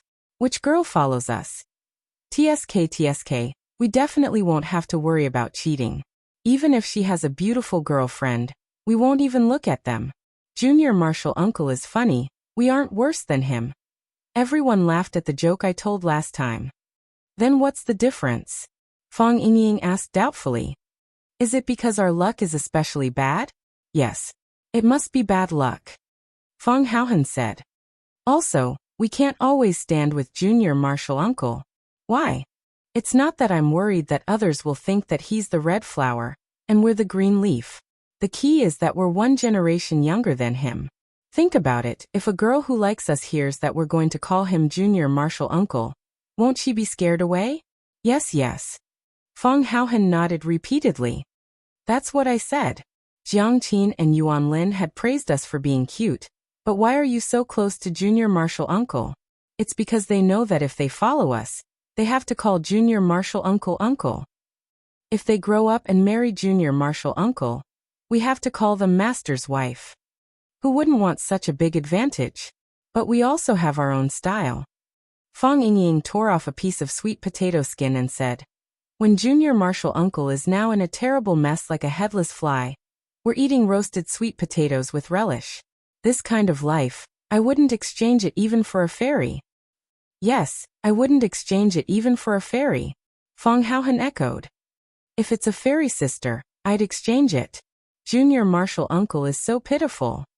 Fong Yingying sighed and said, Yes, Junior Martial Uncle is so pitiful. Fong Haohan took a bite of the sweet potato and said bitterly, I really want to bear this unbearable suffering for Junior Martial Uncle. Sigh. Fong Yingying and Fong Haohan suddenly lost interest in talking, but the sweet potato in their hands was still sweet and delicious. When lunch was ready, the Fangs had to eat at the table. Qin Tian and Yi Rou sat together. Fong Yan sat next to Yi Rou, and Lu Wan sat next to Qin Tian. Fong Huwei sat at the main table, and Fong Yan's 3 aunts and 3 uncles sat on both sides of the table. Zhou Mingli stole a bottle of Shadaozi to celebrate his breakup again. But he got drunk halfway and was carried back by Zhou Fan. Fong Huwei looked at Qin Tian, then looked at Yi Rou, and said with a smile, Eat. Just treat it as your own home. Lu Wan helped Qin Etian and Yi Ro get some food, and said, "You two eat more, you're too thin." Qin Etian rushed to help Lu Wan serve soup, and said, "It's cold, auntie, you should drink more soup to warm your stomach." She was going to ladle soup for the three sisters of the Fong family. How could the three of them dare to let this young miss do it? Her extravagance and the gifts she had sent today had really shocked them. They didn't know what was going on, but they felt that this girl was too ostentatious, but they were very happy. Every one of them was of the highest quality, and they had never heard of such treasures. Who would dislike gifts that were too expensive? Fong Yijing especially admired her sister-in-law's determination. Zhou Fan was a small leader in the unit, and when her subordinates sent some bags, branded watches and so on to her home, she would throw them back mercilessly. But if those subordinates also sent gifts like this young lady of the Qin family, such as a piece of red inkstone, a basin of phoenix coral, and a big bowl of black turtle ointment, who wouldn't want to challenge their own weakness like this? Fong Yixing had to drink with guests at the Li family's house at noon, so he didn't come back for lunch. The three aunts of the Fangs didn't say anything, and the three uncles of the Fangs didn't know what to say. Even Lu Wan only talked about some interesting stories about Swallow Dock and Fong Yan under Qin Etian's lead. It had to be said that this was the dullest lunch that Fong Yan had ever had since he came back home. Fong Hui was the first to put down his bowl and chopsticks, saying that he was full. Fong Yijing hurriedly pushed the old man back to the backyard, and then he was unwilling to go to the table again. The others didn't have such good luck. The guests hadn't left, and they couldn't just leave their bowls and leave, so they could only eat unhurriedly. When others talked, they listened. When others joked, they also laughed for a while. Qin Etian and Yi Ro put down their bowls and chopsticks, and the others felt relieved as if a big stone had been lifted from their hearts. These two young girls actually had such power, pressuring others to the point that they couldn't breathe. Lu Wan asked someone to clean up the bowls and chopsticks and said, "You young people can sit and drink tea and chat. I'll go to rest for a while. I have the habit of taking a nap." Soon, Fong Yan found that only he, Yi Ro, and Qin Etian were left in the living room. Fong Yan thought for a while and said, "Let me go out with you." Yi Ro went straight to the outside and said, "I'm going home." Qin Etian looked at Fong Yan and said with a smile, "Although I really want to stay for a few days, I have to go back." Fong Yan knew that Qin Etian couldn't really stay.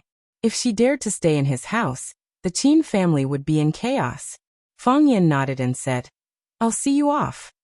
Fong Yan walked Qin Etian to the parking place of the training hall. Qin Etian stood still and turned to look at Fong Yan, saying, "Mr. Fong, when will we meet next time?"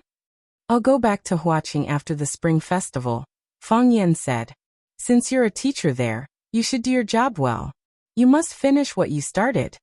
Qin Etian nodded and said, "I can't go to Huaqing. I'll accept the new position my mother arranged for me on the 8th. But wherever you are, my eyes will be there." Fong Yan smiled bitterly and said, "Take care of yourself and be careful."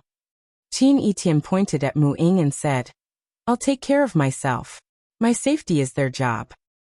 Fong Yan looked at Mu Ying, who shrugged his shoulders and said, "Don't worry.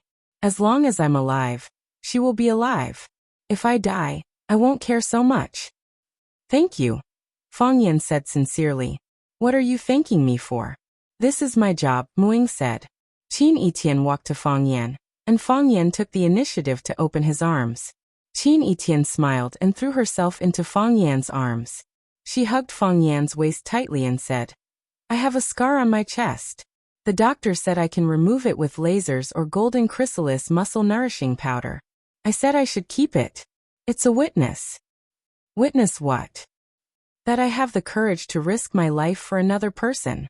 Qin Etian left with her luxury motorcade. Fong Yan stood there for a long time. When Fong Yan returned home, Fong Yingying and Fong Haohan finally showed up. Fong Yan grabbed Fong Yingying and asked angrily, "Where have you been?" "Hero was in a bad mood. I went out with him," Fong Yingying said with a sad face. "His Xiaobai." "What's wrong with Xiaobai?" Fong Yan asked anxiously. Xiaobai was Fong Haohan's rabbit. The rabbit was his lover, his lifeblood. Usually Fong Yingying wouldn't even let him touch it. If something happened to Xiaobai, it would be a heavy blow to Fong Haohan. I haven't eaten for 2 days, Fang Yingying said in pain. Fang Yingying reached out to slap Fang Yingying's head. Fang Yingying quickly dodged and said, Grandpa wants you to see him. Remember it. Fang Yin came to Fang Hui's cabin. The old man was sitting in front of the window, playing with the King Kong eagle in the cage. The King Kong eagle was majestic and beautiful, but it didn't want to open its mouth to cry. It looked very noble and cold. Fang Yan said with a smile. Why did you accept such an expensive gift? It's a gift from a girl. I can't hurt her, can I? This girl is really a villain. You know you can't accept her gift, but you don't want to return it, Fang Hui said confidently. Tell me, what's going on today? I don't know either, Fang Yan said helplessly. Qin Yitian came to visit. Yiro also came to visit, so they bumped into each other. My mom said everyone should stay for lunch, and then everyone sat together for lunch. Fang Hui grinned and said, I used to worry that you were a football, and everyone wanted to kick you away. Now it seems that you're a basketball, and everyone wants to throw you into the basket. It's good to compete, it's good to compete. Fang Hui's eyes became stern and said, But you have to deal with this matter properly. You can't hurt the girls. Our Fang family has been guarding the family and protecting the country, and we've never done anything wrong to others. I understand. Fang Yan bowed in acknowledgement. Chapter 416. Dear passengers, Flight YY60225 from Huaqing to Yanjing is about to arrive at Yanjing Airport. Perhaps it was because of the Spring Festival, but the number of seats on the plane wasn't ideal. There weren't many passengers, so the plane seemed a bit empty. Everyone's eyes were fixed on the first-class seats in the front cabin, and many people were still whispering to each other. It seemed that something interesting was happening. Chiba Hirobumi, who was wearing a wide-sleeved white robe, and Chiba Haomu, who was also dressed with a white ribbon tied around his head, were indeed very eye-catching. The father and son were dressed differently from ordinary people, and they were silent. Ever since they got on the plane, they had closed their eyes to rest and even refused the meals and drinks provided by the flight attendants. The plane began to glide on the ground, like a silver monster charging toward the castle in front of it. Chiba Hirobumi sighed softly and said, This is Yanjing City. This is Yanjing City. Chiba Haomu also opened his eyes wide and looked at the familiar yet strange city seriously. It had wonderful stories on TV, and there were all kinds of legends in novels. He was very familiar with this city that was becoming more and more influential internationally, but this was his first time setting foot on this magical land. It's also my first time here, Chiba Hirobumi said with emotion. 20 years ago, when I wanted to come, that man went to Japan first. After the battle at Hachibana Mountain, my confidence dropped to an unprecedented freezing point. I suddenly realized that the light that I was proud of and worked hard to shine in the world was so dim and insignificant. Have you seen fireflies? They also know that they can shine, and they think that they will shine brightly, but in the end, they are just fireflies. Qianya Hao looked at his father in shock. He had never told him about that battle before. Even when he took the initiative to ask, he only said a few words. Today he took the initiative to talk about it and analyzed his feelings at the time. Why was this? Just because he was going to meet his old friend again? Father, you didn't lose either. Chiba Haomu said. No. I lost. I lost. He single-handedly overturned the Dongyang Peninsula, said Chiba. That in itself is already better than us. Everyone had pinned their hopes on me, but I didn't have the power to keep it, so he won. They won with vigor and confidence. The Japanese men were speechless, and everyone was ashamed to talk about this person and this matter.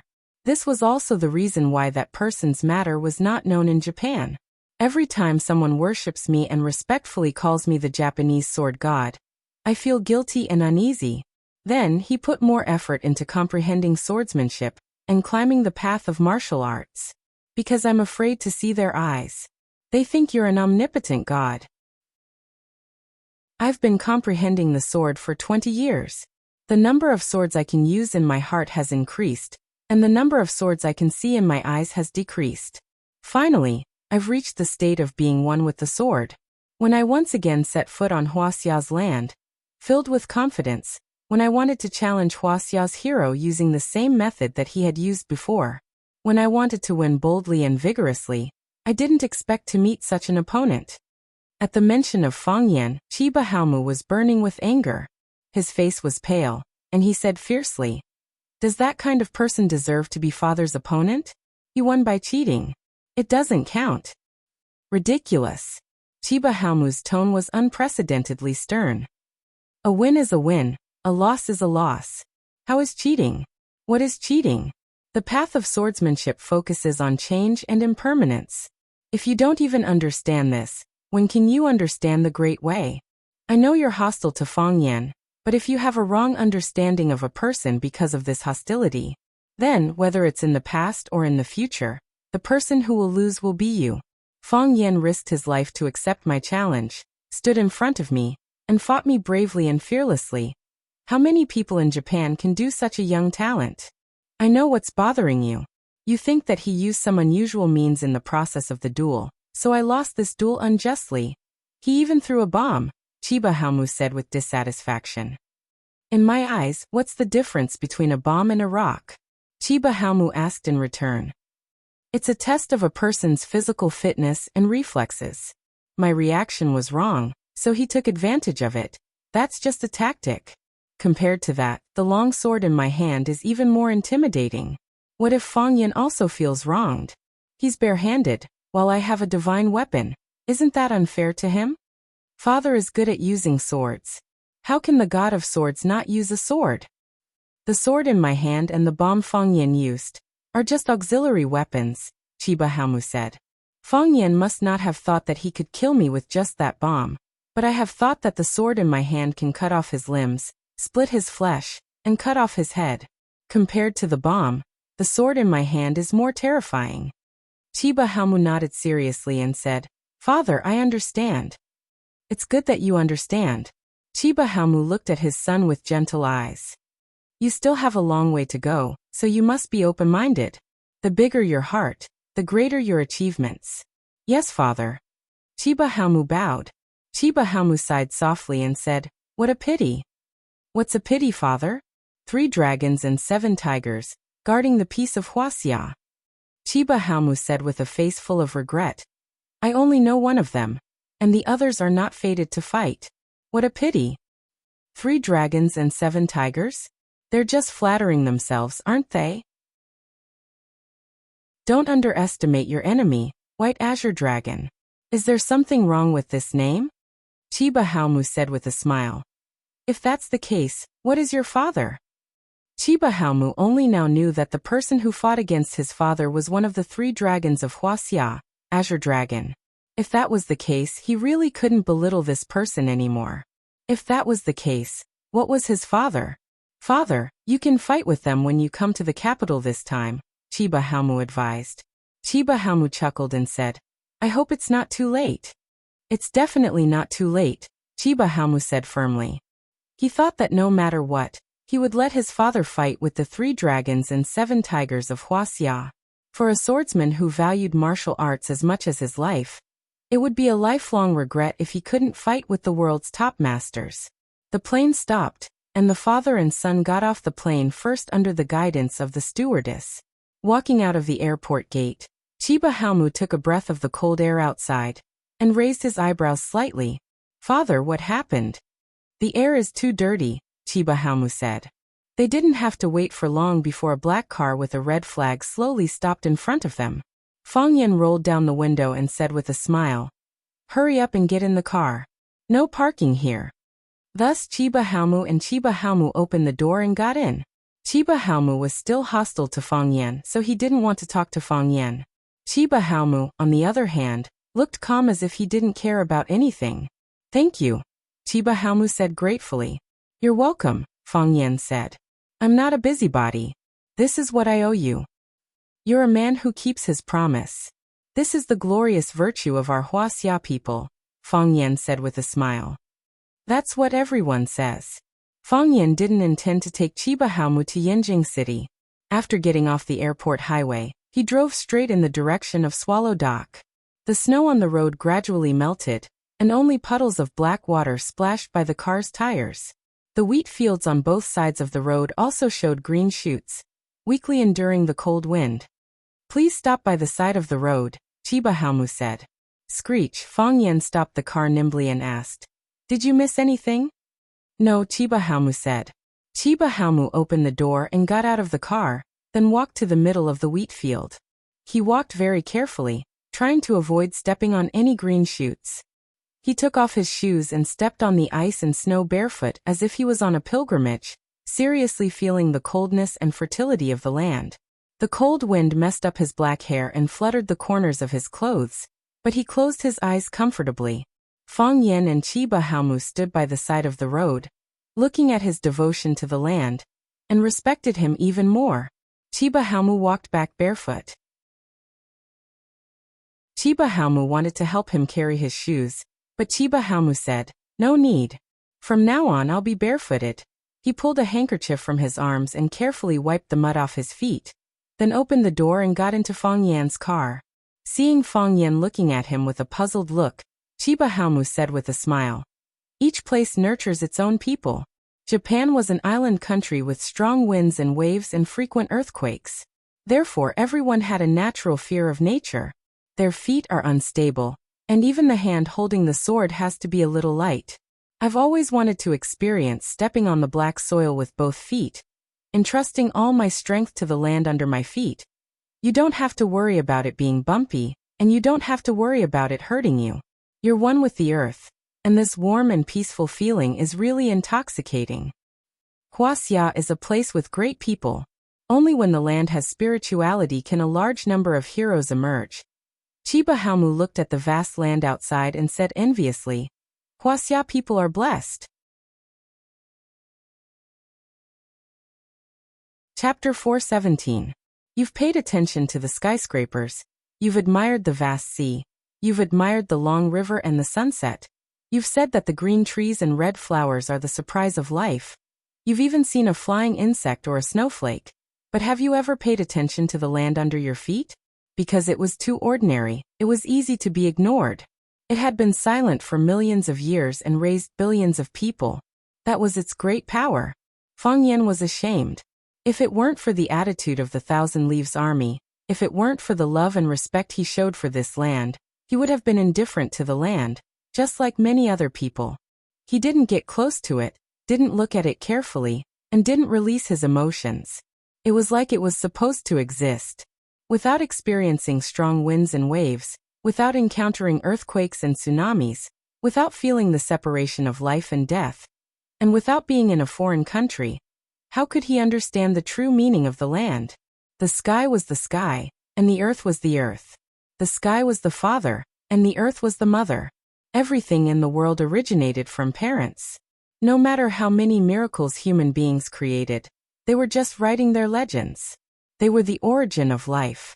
The spiritual space in Fang Yan's mind suddenly exploded, like a black curtain being torn apart, or like the scorching sun expelling the dark clouds above his head. The wind was gentle, and the sun was shining brightly. There was a wave of heat rolling up from the dantian of its abdomen, as if someone had placed a hot water bag there. Different from the past, this heat wave wasn't scorching. Instead, it gave people a lazy and comfortable feeling. The heart of Tai Chi rotated, and the Tai Chi field unfolded naturally. Everything in front of him changed. At the beginning, the heart of Tai Chi was three-dimensional, and the Tai Chi field was like a three-dimensional image. Birds, insects, and fish could be seen clearly, and even the slightest movement of grass could be sensed. In the fight against the Thousand Leaves Army on the top of the One-Sword Mountain, Fang Yan's heart of Tai Chi made a second breakthrough when he encountered a crisis. The original three-dimensional image became clear lines. For example, a fish became a fish-shaped line, and a flower became a flower made of flower-shaped lines. It was like a beautiful canvas that had already taken shape, had turned into a simple and crude first draft. It looked like a step backward. However, Fang Yan knew that this wasn't a regression, but an improvement. This was because he was much more sensitive to his surroundings than before, and his timing and reaction speed were also much more appropriate and swift than before. Could it be that because of Fang Yan's new understanding of the earth and nature, The heart of Tai Chi was going to make a breakthrough for the third time. Seeing that Fang Yan was still sitting in the driver's seat, Chiba Haomu was about to urge him.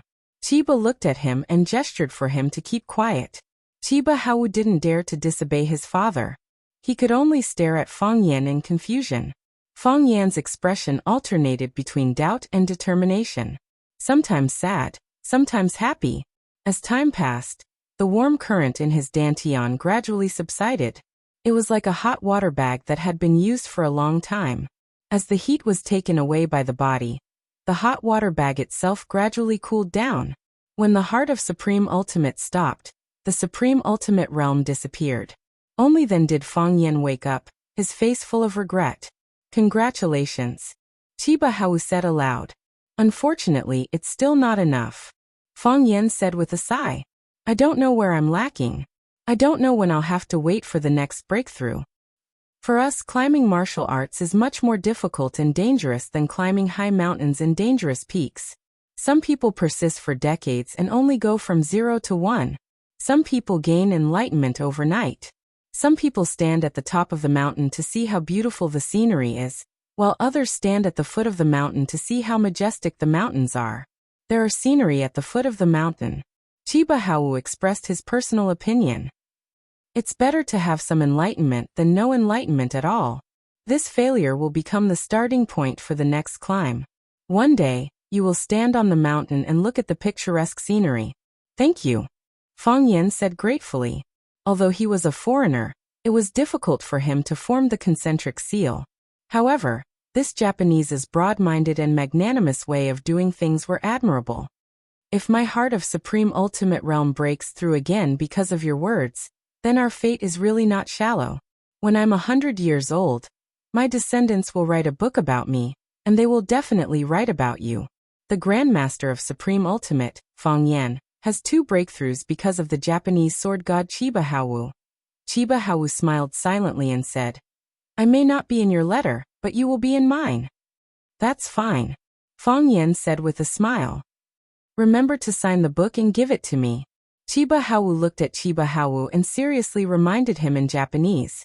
Chiba Hao was stunned and angrily stared at Fang Yan and said, Father, this bastard has no good intentions. I curse you to be unlucky. Chiba Hao waved his hand and said, Unlucky is not because of other people's curses, but the arrangement of heaven and your own choice. Take note of what I just said. Yes, Father. Chiba Hao had to agree. I will definitely give Father's letter to him. Don't let me down. Chiba Hao smiled gently. When the car arrived at Swallow Dock, Fang Yan took Chiba Hao and Chiba Hao through the back door. He knew that this was a date between Chiba Hao and the old drunkard. The others were outsiders, and there was no need to get involved in these things. Fang Yan pushed open the door to the courtyard, and a cold air with the aroma of wine immediately hit him in the face. Chiba Hao greedily sniffed and said with a smile, Although I don't like to drink, I can still taste that this wine is good. It is indeed good wine. Fang Yan said with a smile. He brewed it himself. Then we have to drink a big bowl, Chiba Hao said. I just don't know if Master is willing to welcome guests with good wine. Creak. On a rattan chair under the eaves, a man in a gray robe got up. Without looking at the 3 people standing at the door, he picked up the wine pot and took a gulp, saying, Friends from afar, how can I not have good wine to welcome them? There is a bowl on the wall, wash it yourself. There is a vat on the ground, wash it yourself. Good. Chiba Hao said with a smile. He turned to look at Fang Yan and said, I'm here. You're here. Fang Yan nodded. He promised to help him meet the old drunkard, and he did it. I'm looking forward to your future. Chiba Hao said. I know you will become a very great person. Although you are already very great right now. Thank you. Fang Yan sincerely thanked him in a low voice. You are also a very great person. What you can do, I may not be able to do. Chiba Hao looked at Chiba Hao, reached out to untie and tighten the white silk on his forehead, and helped him tidy up his collar like an ordinary father caring for his children. He smiled brightly and said in a gentle voice, You can forget me, but remember every word I say. Father. Chiba Hawu looked at his father in panic. Take care of mother and sister. Chiba Hawu walked into the courtyard and closed the door. Fang Yan and Chiba Hawu also wanted to go in, but they were blocked by the wooden door. Chiba Hawu's eyes were red. Fang Yan glanced at him and said, "Your father. He is a very great person." Chiba Hawu stared at Fang Yan with a vicious look. He didn't understand what Fang Yan was saying. Chiba Hawu didn't use a bowl, but picked up a large vat. The mouth of the vat was facing down, and he opened his mouth to drink. After 2 or 3 mouthfuls, he coughed violently. He spat out the wine. He put the vat down and said while gasping for breath, "Good wine. A very good wine. Drinking such strong wine. Drinking strong wine like this. A man should be like this." Chiba Hawu carried the vat to the eaves of the corridor, sat down on the ground, and reclined in the corner. He said, "There is a kind of wine in the East called chrysanthemum wine. Although the name is elegant, it has a strong smell of wine. Drink it like fire. Drink it and you will get drunk. There are many types of Wuxia wine, too many to count. The one that left a deep impression on me was 3 bowls. I only drank 3 bowls and I passed out. I was drunk for 3 days and 3 nights. When I woke up, I found myself sleeping on Rachel's bed. She was kneeling on the bed, and she had already cooked porridge for me. Speaking of women, we East Asian women are the most gentle, respectful, and obedient. Last time, I came and left in a hurry, so I couldn't be a good host. If there's a chance, I'll definitely take you to the most famous peach art club. Drink golden wine, hold hands, and enjoy all the blessings in the world. Northern women are bold, Southern women are romantic. Sioux women are graceful, while Hunan women are passionate. The 3 famous clubs in Beijing, the Capital Club, the America Club, and the Chang'an Club have many beauties. There are many beauties in the north, south, east, and west, all competing for beauty, and there hasn't been a winner for thousands of years. The old drunkard didn't want to be outdone. When it comes to beauties, Wuxia is number 1. That's very arrogant of you. Everyone has their own eyes. You're a fairy, and I'm an ugly woman. It's very normal. When I was young, I trained hard with the sword, and I saw a woman with the beauty of a deity. I chased her for thousands of miles, and finally, she fell in love with me. To me, beauties are like the stars, and I can pick them up with my hand. In order to challenge the Aikido master Ono Shinji, I fought his 13 disciples alone and defeated him by my sword the next morning. I fought 83 battles in a row, and won 83 battles in a row. I single-handedly swept across the East Asian continent, defeated the 12 warriors of the West and the King of Savages, and challenged the Green Dragon with undefeated might. Now, I'm the Green Dragon. The Green Dragon in white is awe-inspiring, and my sword shakes the world, and my roar shakes the 9 continents. Under my sword, who dares to challenge me? Unfortunately, you beat me to it. I heard that the 3 dragons and 7 tigers of Wuxia were guarding the peace of Wuxia. 20 years ago, I was prepared to go east and defeat them one by one, to show the might of East Asia. In the end, I killed my way there, and you were so scared that you didn't dare to go east for 20 years. Not a single warrior from East Asia dared to challenge me. At that time we were still young, and we felt that there were countless possibilities. At that time we were still young, and youth is capital.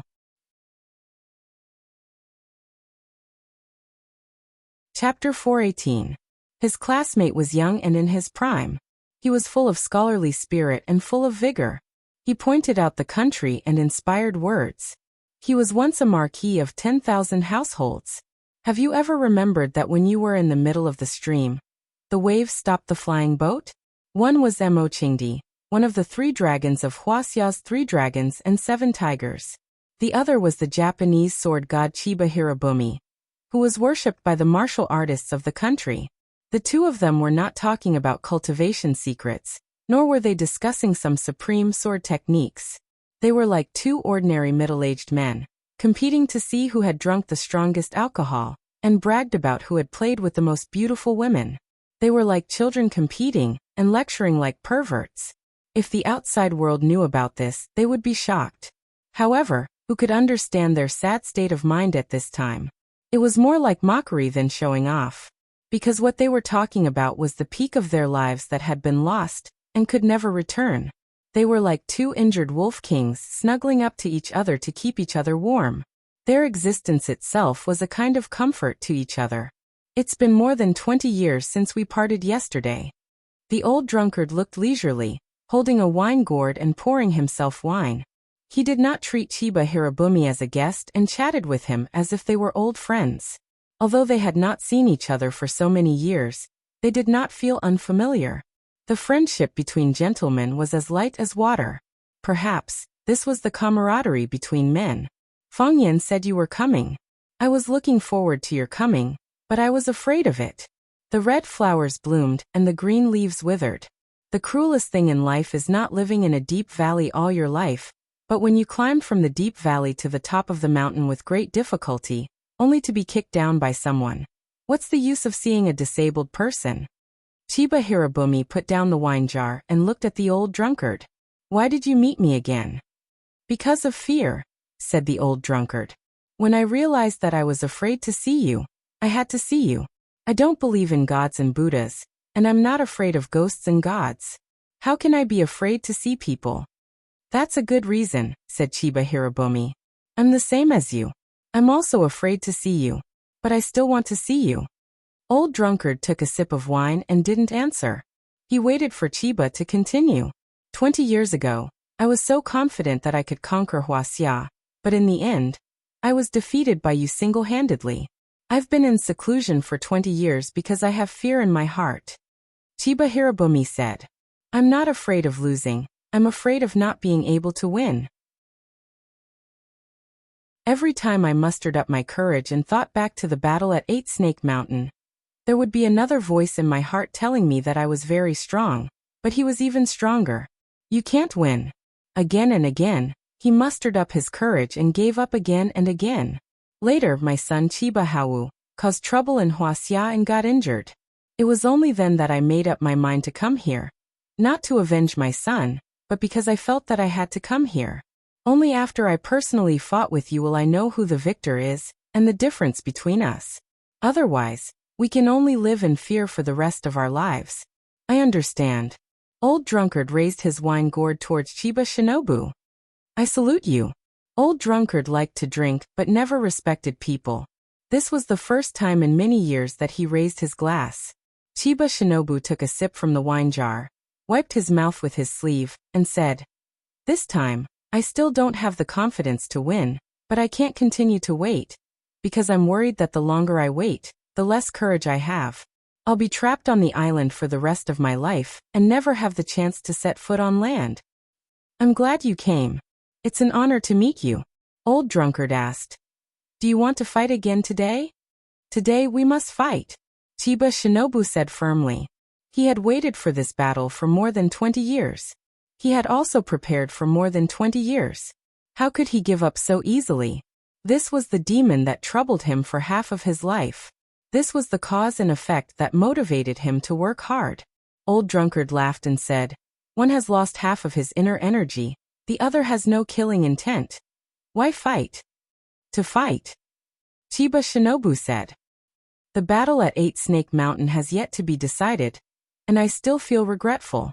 I've always felt that you owe me one, and I also owe you one. Let's settle it today, because you and I both know very well that after today, we won't have another chance. As you wish. Old drunkard said. Chiba Shinobu's dirty hand suddenly reached into the wine jar. His hand clawed hard as if he was grabbing something. What he grabbed was the wine, the intense fire-like burning knife. The wine was shapeless, but after being wrapped by his inner energy, it actually took on the shape of a rectangular sword. The long sword was pulled into the air by him, but the wine sword in his hand didn't break. Not a single drop of wine splashed. This person's control of inner energy had reached perfection like magic. Chiba Shinobu held the big sword in his hand and slashed towards old drunkard not far away. A sword that shocked the gods and split the mountains. The wine sword was like an iron sword, making a sizzling sound as it was swung. The air in front of him was split open by him. The space appeared to be distorted due to his ghostly speed and majestic power. Puff. Old drunkard who was sleeping on the chair spat out the wine in his mouth. Countless streams of wine turned into countless small swords that flew towards the incoming heavy sword. Bang, bang, bang. The huge wine sword and the countless small swords collided with each other, producing a crisp sound of metal hitting stone. Pieces of the wine sword were cut off by the small swords. The falling swords immediately melted into a stream of hot water, then evaporated into nothingness. The heavy sword didn't change its direction, but its speed became more ferocious. It slashed towards Mo Qingdi with an indomitable posture. After tearing off some of the giant sword's body, the countless small swords also pierced towards the Thousand Leaves soldier division opposite them like moths flying in a dense pack. Crack! The rattan chair Mo Qingdi was sitting on was cut in half by the wine sword. Even the green brick floor was cut into deep grooves by the sword energy. It was as easy as a knife cutting through tofu. Bang, bang, bang, bang, bang. Countless small swords stabbed into the wall behind Chiba Shinobu, leaving countless small holes in the pure white wall. There was a puddle of wine outside of each small hole. This was the reason why the chi inside the wine sword had completely disappeared and scattered around. Mo Qingdi disappeared from the rattan chair, and Chiba Shinobu jumped up from the floor he was sitting on.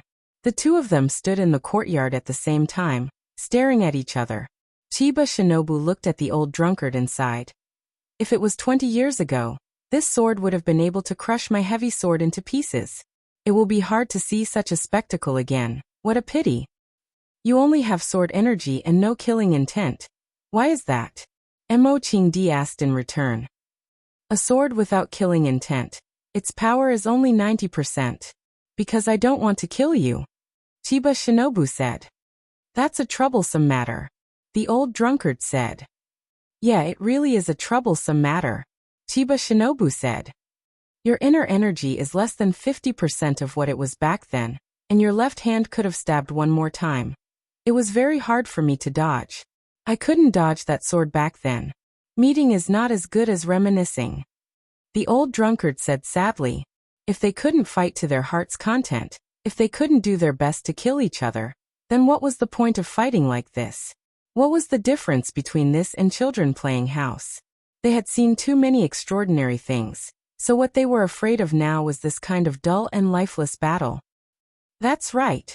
Meeting is not as good as reminiscing. Chiba Shinobu said. You want to die? You don't want to live either. We really think the same way. Chiba Shinobu said. The two of them laughed at each other. During the fight just now, Chiba Shinobu almost killed the old drunkard, but he stopped. The old drunkard also almost killed Chiba Shinobu, but he held back. They were both despairing people, so despairing that they didn't mind dying under the sword of their most respected opponent. We should drink another vat, the old drunkard said. Chiba Shinobu refused, saying, I'll get drunk if I drink anymore. Let's get down to business. Once this is over, we can drink as much as we want. Then let's get down to business first, the old drunkard said. Whoever wins will have to drink to the winner. Then I'll have to trouble you. Chiba Shinobu sincerely said. Chiba Shinobu broke off a branch from the pear tree above his head, broke off the fork on the branch, then used this crooked branch as a sword. Mo Qingdi flicked his foot, and caught a mop in his hand. With a flick of his wrist, the cloth straps on the mop flew off, turning the long stick in his hand into a spear. Take this sword of mine, Chiba Shinobu said with an extremely solemn expression. This is the sword that I've been thinking about day and night. The sword that gave me the deepest understanding in the last 20 years. I've always wanted to bring it to see you. This sword, I've named it Unintentional. Be careful. Got it, the old drunkard nodded seriously. Chiba Shinobu moved. Chiba Shinobu clearly moved, but his body was still standing in the same place. That was just his afterimage, and the ball of mystery that looked like an afterimage was the real body of Chiba Shinobu. Because his speed was too fast, it created an illusion to the eyes, creating the illusion that Chinya Shinobi was not moving at all. He thrusted his sword straight out. Thrust his sword that was made from a tree branch. It was a straight sword, a plain sword. It was like a very ordinary man holding a tree branch and stabbing it at his enemy's chest. It was not fancy, not stunning, no sound of wind and thunder, and no energy. It was just a tree branch. It was an ordinary sword thrust by an ordinary person. It looked really disappointing. However, the old drunkard couldn't help but lift his sleepy eyelids. His confused eyes were filled with light. His expression was unprecedentedly serious. It was like seeing a pile of gold, or a piece of rare treasure. 10,000 swords is one. 10,000 sword techniques could be condensed into this sword, and 10,000 changes could be performed into this sword. Endless life. No change was the biggest change because it could change in countless ways at any time. If there were no tracks, then there were no traces to be found. No sword will, no defense. After 20 years of sword comprehension, he finally thrust this sword. Chiba Shinobu deserved to be called the sword god of Japan.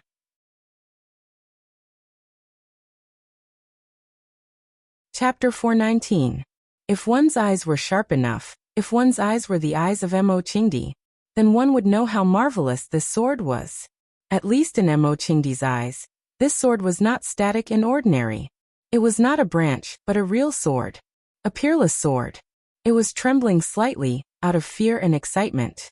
Perhaps it was because of his birth. It was the sword that was trembling, not Chiba's hand that was trembling. He had stabbed out tens of millions of times. No matter what the situation was, his hand that held the sword never trembled. The body of the sword had a life of its own. It had an independent consciousness. It aimed at the old drunkard's eyebrows, eyes, throat, chest, heart, or abdomen. It could even attack the lower body of the old drunkard, piercing the 29 acupoints of the old drunkard, and the 72 acupoints of the old drunkard's calf. It covered all the fatal points on the old drunkard's body, as well as all the acupoints on the old drunkard's body. The name of the sword was unintentional. In other words, at the moment of the final attack, even Chiba himself did not know where he would stab. It was only a few tenths of a second, or even less. You couldn't blink, you couldn't breathe, and your heart didn't beat. The interval between one heartbeat and the next, it was shorter than that. Chiba disappeared from where he stood and stabbed at the old drunkard's throat. Yes, at the last moment he finally locked on to the target he wanted. The throat. The sword pierced the throat. The old drunkard finally moved. The old drunkard finally moved. He rushed toward Chiba with the long stick in his hand. He left an afterimage where he stood, and his body turned into nothingness. In an ugly and barbaric manner, he raised the long stick in his hand and stabbed it towards Chiba Shinobi. The stick didn't even have a sharp spearhead. Their bodies brushed past each other. Or it could be said that two blurry shadows brushed past each other. It was just a change of position. It was just a change of the way they interacted. From standing face to face, they stood with their backs to each other. Chiba stood where the old drunkard had just stood, and the old drunkard also stood in Chiba's footprints. Then everything became still. Their bodies gradually became clearer, and they became two living bodies, no longer a blurry shadow. The gray sky was like someone's black face, and the white world was so dreamy. Two men in loose robes with big sleeves stood in a small independent courtyard. Because of the small size of the courtyard, their figures seemed strangely tall and imposing, just like the war gods of ancient times. The branch in Hashimoto Chiba's hand was dripping blood. 1 drop, 2 drops, 3 drops. The red blood slowly melted the snow on the ground. The chest area of the old drunkard's gray robe was dyed brown with blood. Just when the old drunkard thought that the sword would stab his throat, the thousand-leaf soldier changed his move and attacked his chest again. There were only a few people in this world who could accelerate at such a fast speed. The wooden stick in the old drunkard's hand flew away towards the wooden door of the small courtyard. Like a spear, it stuck in the middle of the wooden door. Half of the stick went in, leaving only a short section exposed in the courtyard. Why? The old drunkard asked in a heavy voice. 20 years ago, I lost to you, Hashimoto Chiba said softly. His voice was soft and gentle, as if he was reluctant to leave and relieved. That's the reason? 20 years later, I lost to Feng Yan. That's the reason. Wuxia is too powerful. Hashimoto Chiba sighed and said, Wuxia is too powerful. 20 years ago, I had the ambition to conquer Wuxia with Japanese kendo and make it more powerful. Unfortunately, before I could take that step, I was forced back by you. 20 years later, I gathered the courage to go east again. The result was even worse than the last time. I was defeated by a nobody in Huaqing. Fang Yan is a genius in martial arts, and there are not many geniuses like Fang Yan in Wuxia. Even a young girl who is close to Fang Yan, with her talent, will not be inferior to me in the future. I still have hope after losing to you. I hope that one day, I will come back with a sword and wash away the shame with blood. But when I saw them, I really lost all hope. There are too many talents in Wuxia, and the young people in Wuxia are too powerful.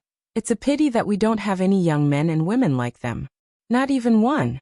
God is so unfair to us. I've always been curious about what kind of magic the land of Wuxia has. How it can raise its children to be so outstanding and brave. I'm alive, they see me as a god, as the hope of Japanese martial arts. I know very well that I'm not their hope. I will only bring them illusory psychological comfort, and a temporary dose of spiritual medicine. This kind of psychological comfort and spiritual medicine can deceive them, can numb them, let them still have expectations and fantasies. I believe that one day, I will bring them victory and glory. The consequences of this are too heavy. You single-handedly fought against dozens of Japanese islands. Your glory was boundless, and you completely trampled on the dignity of Japanese martial arts. You made Wuxia the Green Dragon, but none of the Japanese martial arts came out. Everyone hid in their own small homes and licked their wounds. Our generation has completely lost. What about the next generation? When a young man like Fang Yan truly grows up, when he becomes an incomparably sharp sword like you, when he does what you did all those years ago, charging into the East Ocean alone with a sword, when that time comes, who among the East Ocean's youths will be able to stop him? Who can go against him? My generation has lost, bringing fear into the hearts of the young martial arts. If the next generation of martial arts loses, what kind of psychological impact will it have on the next generation of martial arts? Every time we lose, the morale will drop. After losing 3 times in a row, where will the morale be? Where will the talents be? Who will protect our people? Who will guard our country? Chiba of the army covered his throat and coughed lightly. Fresh blood dyed his palms red. Blood flowed out from the gaps between his fingers, drawing a delicate abstract picture. Don't underestimate your enemy. I really envy you. Envy that you were born in the great Wuxia. Envy that you have this black land under your feet. Envy that you have so many talents. Envy that you are proud and fearless. How good would it be if Fang Yan was from our country? How good would it be if Fang Yan was from our country? If that's the case, why would I have to walk on this path of no return? Why would it be like this? The old drunkard said with a sigh. Only when you are alive will there be hope. Only when you are alive can you see a longer future. Living is the most important thing. From the azure dragon of Wuxia to the drunkard of today, the tendons in his hand are broken, and there is no hope for him to recover. The woman you love the most has left you, sinking your heart into a swamp, and plunging you into eternal hell. Every day you are sober is a day of pain. Every time you think, you are sad. I am such a poor person, but I still live. If I were to die, I don't know how many times I would have died. You are alive because you still have hope in your heart. Chiba Hirobumi said softly. I haven't seen you for many years, but I didn't expect that my old friend, who was famous in Wuxia, would fall into such a situation. Your meridians are broken because you believe that they will break out of the cage one day. The woman you love the most has left you, because you believe that she will come back one day, or that she has always been there. There is really no hope for me to live. 20 years after another 20 years, how many more 20 years can I have? In the next 20 years, when my hair is white, will I have the courage to go east again with a sword to challenge the heroes of Wuxia? At that time, I am afraid that I can't even hold the sword steadily, right? I can't save the Japanese martial arts if I am alive. Only when I am dead can they be completely desperate. Chiba Hirobumi said with a very firm voice. He believed in the future he hoped for. Only when people are at their most desperate can they burst out with unimaginable potential. I believe in the thousands of Japanese martial arts practitioners, and I look forward to their future. I know that countless young talents like Fang Yan will grow up among them. Only then will there be the prosperity of Japan, and the resurgence of Japanese martial arts. Do you have any regrets? Regrets? Chiba Hirobumi thought for a moment and said, I hope that I won't be put on a pedestal by others in my next life. Because once I go up, I can never come back down. I just want to be a swordsman. Chiba Hirobumi's body slowly knelt on the ground, and then he lay flat on all fours in the snow. The wooden stick had pierced through his abdomen, leaving a pitch-black hole there. The white clothes on his body were dyed red by the blood, and the snow on the ground was also dyed red by the blood. White clothes and white snow had become red clothes and red snow. Chiba opened his eyes and looked at the sky above his head, saying, We Dongyang do not have such a land, so I will bury myself here. I will turn myself into a handful of dust here. Bless my people to have more strong men. Bless the martial arts of Dongyang to prosper. Please forgive my selfishness. Chiba Hirobumi said with a chuckle. Because only dying in your hands is a true liberation for me. I forgive you, the old drunkard said gently. The strong are lonely, and Fang Yin also needs an opponent to sharpen himself. We've agreed that the winner will drink to the winner, Chiba Hirobumi said with a smile. The smile came from the bottom of his heart, warm and peaceful. The old drunkard walked to the corner, picked up a large jar, and gulped it down. His head and face were covered in alcohol, and his stomach was filled with it. He poured the remaining half of the jar next to Chiba Hirobumi's head. Chiba Hirobumi smelled the rich fragrance of the wine, and closed his eyes with a gratified expression. The Japanese sword god Chiba Hirobumi had fallen.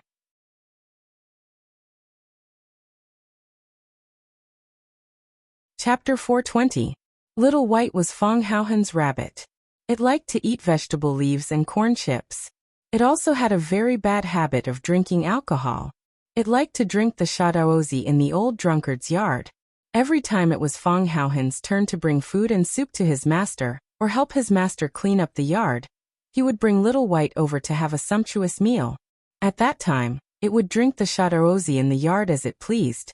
Every time, it would lie on the ground drunk and be carried back by Fang Haohen like a little drunkard. Today, as usual, Fang Haohen carried Little White over to help his master clean up the house. He also gave the alcoholic Little White a small plate of shadaozi to celebrate its growth of 1 year. Suddenly, he saw Chiba Haowu standing at the entrance of his master's yard. Fang Haohen's face was full of vigilance. He immediately rushed to the entrance of the yard, stared at Chiba Haowu, and shouted, Chiba Haowu, what are you doing here? Seeing that Fang Haohen was full of hostility towards him, Chiba Haowu immediately put on a posture that made it seem like he would counterattack at any time. All right. Fang Yin waved his hand and said, Why are you pretending to be a loyal and filial son? I'm standing here. If they want to do something bad, how can I let them in? Fang Haohen chuckled. Both sides of his cheeks were deeply sunken. Even if the skin on his entire face was cut off, it would still be less than 2 ounces. Fang Haohen walked in front of Fang Yin and whispered, Junior Marshal Uncle, these 2 Japanese. Slap. Fang Yin slapped him on the head and said angrily, He doesn't understand Wuxia language. You don't have to speak so sneakily. Oh, then I'm relieved. Fang Haohen breathed a sigh of relief and said, Why did they come to our swallow dock? Aren't they looking for trouble? I'm going to ring the alarm bell at the entrance of the village and get everyone to come and wrap them up like dumplings. They've all come to our doorstep and into our yard. Aren't they bullying us? Shut up, Fang Yin said. Do you know what it means by heroes cherishing heroes? I know. In Fang Yingying's eyes, the most awesome person is Fang Yingying. This is what they mean by heroes cherishing heroes. Pa. Fang Yin slapped Fang Haohen's head again. It was impossible to explain things to these 2 little bastards. Fang Haohen dodged with the rabbit in his arms and said in a wrong tone, I didn't say anything wrong. It's not like you don't know the condition of Master's body. They came here to show off. Aren't they just making things difficult for Master? What does Master care about the most? What he was most concerned about was that his meridians were severed, and there was no way for him to return to his peak state. If that old man, who was always pretending to be mysterious, challenged Master, with Master's temperament, he would definitely not refuse. What was this? When a tiger falls to the plains, it will be bullied by dogs. If he's so capable, let him fight you. Fang Yin knew that Fang Haohan was worried about the safety of the old drunkard, and the possibility of what he said was very high. Moreover, didn't the Chiba army come all the way here to finish the unfinished battle in the past? If the Chiba army challenged the old drunkard would definitely not refuse. Just like when Fang Yin was challenged by the Chiba army, although he was scared to death, even if he really had to die, he would not refuse. Some things had nothing to do with life and death, but with dignity. In the past, the old drunkard used to drown his sorrows with alcohol. If he was forced by external forces, the old drunkard would probably die to drown his sorrows. Such a proud man, such a glorious hero, had fallen into such a situation. Perhaps living was more of a torture than dying, right? However, even knowing this answer, Fang Yin still did not stop the two of them from meeting. Because except for the old drunkard himself, no one was qualified to make such a decision for him. For such a man, what they needed the most was understanding and respect, not protection and pity. Fang Yin looked at Fang Haohan and said, "Is there any use in stopping them?" "No." Fang Haohan shook his head. "Then stand aside and pray," said Fang Yin. Fang Haohan stared at Chiba Haohan unkindly and said, "Since we have nothing to do, why don't I beat him up? Who asked his father to challenge my master?" Fang Yin glanced at Chiba Haohan and said, "Whatever." The person he respected was the Chiba army, and as for this guy, he really did not have a good impression of him. He also knew that Chiba Haohan did not have a good impression of him either. If the opportunity was ripe, maybe this guy would stab him with a knife. Fang Yin was on guard against him. In the end, Fang Haohan did not challenge Chiba Haohan, because just as he was about to do so, he heard the sound of wood breaking in the yard. "They've started fighting," said Fang Haohan anxiously. He hugged Little White tightly in his arms, like an ugly little girl who had been frightened. It would be difficult to find a woman uglier than Fang Haohan. Chiba Haohan also heard the sound, and did not have time to guard against Fang Haohan's possible sneak attack from behind. He quickly ran to the wooden door, wanting to look through the gap. Fang Yin took a step forward and pulled him aside from the door. If the two men inside were to kill each other, this small yard would be torn apart by them in minutes. Even a branch or leaf flying out from inside could kill someone. Chiba Haohan ran to the door and lay down, and if he was not careful, he would be killed. To be honest, Fang Yin really did not care about Chiba Haohan's life, because he had always felt that this guy was too narrow-minded and evil. However, if Chiba Haohan came out and found his son dead, would he suspect him of being the culprit? It would not be good to cause such a misunderstanding. After a few noises, there was no more movement in the yard. Fang Haohan looked at Fang Yin, and Chiba Haohan also looked at Fang Yin. Fang Yan's expression was solemn, but he did not say anything. He could feel the murderous aura in the yard, and the situation did not seem right. Thinking of all the strange things that happened when Chiba Haohan came, Fang Yin had a very bad feeling. These two people were not going to fight to the death, were they? Fang Yin became anxious and hesitated whether he should push open the wooden door and force his way in. Creak. The wooden door opened from the inside. The old drunkard stood at the door and first glanced at Chiba Haohan, then said to Fang Yin, "Japanese sword god Chiba Haohan died in battle." "Father." Chiba Haohan had already seen his father's body lying in the snow on the ground and miserably threw himself over. Fang Yan's expression was gloomy as he looked at Chiba Haohan's serene face after his death. He was alive and well just a moment ago, but now he had become a corpse without breathing or a heartbeat. Life was impermanent, that was all. She recalled the first time they met. She recalled their battle at One Sword Peak.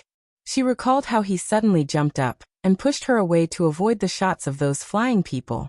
She recalled how he stood under the osmanthus tree in the courtyard in his white robe. She also recalled how he asked her to stop the car by the roadside and run into the wheat field like a child. She then stepped on the cold black soil with her bare feet. "Father." Chiba Haohan put his hand on the wound on his father's stomach, but no matter how hard he tried, the blood kept gushing out. Not only from the front, but from the back as well.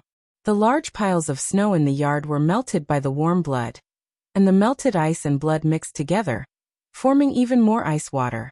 The ice water soaked Chiba Haohan's body like a natural hotbed. As the blood from Chiba Haohan's body kept gushing out, The color of the ice water became thicker and thicker. The yard was filled with the smell of blood. Chiba Houhan saw the branch in his father's hand, so he grabbed it and charged at the old drunkard who was drinking from a wine jar in the corner. "I'm going to kill you," Chiba Houhan yelled, looking a little hysterical. He was going crazy. He was going crazy. He never thought that he would encounter something like this while accompanying his father to visit a friend in Beijing. The man who was like a god of war in his heart, the undefeated hero, was lying in a pool of blood like his previous opponents. How could he die? How could he die? He was the Japanese god of war, his most powerful father. All this time, he had been under his father's care and protection. He was arrogant because his father was the Japanese god of swords. He worked hard because his father was the Japanese god of swords. He always felt that he still had a lot of time. Under his father's guidance and protection, he would definitely be able to achieve as much as his father. Perhaps even more dazzling than his father. But why was his father suddenly gone? It was this man who took his father away. He wanted to kill him, he had to kill him. Whoosh!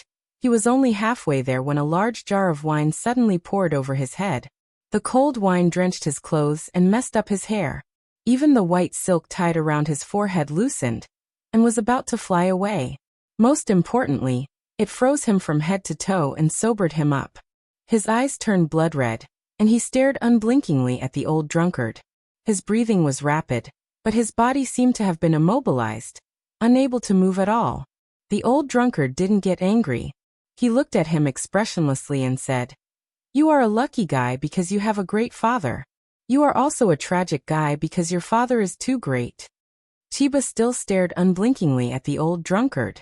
He seemed to understand what the old drunkard said, but it also seemed like he didn't understand anything. The old drunkard shifted his gaze to Fang Yan and said, "He wants to stay and let his body become a pile of dust in Wuxia. If he wants to see the vastness and depth of Wuxia, then let him have a good look.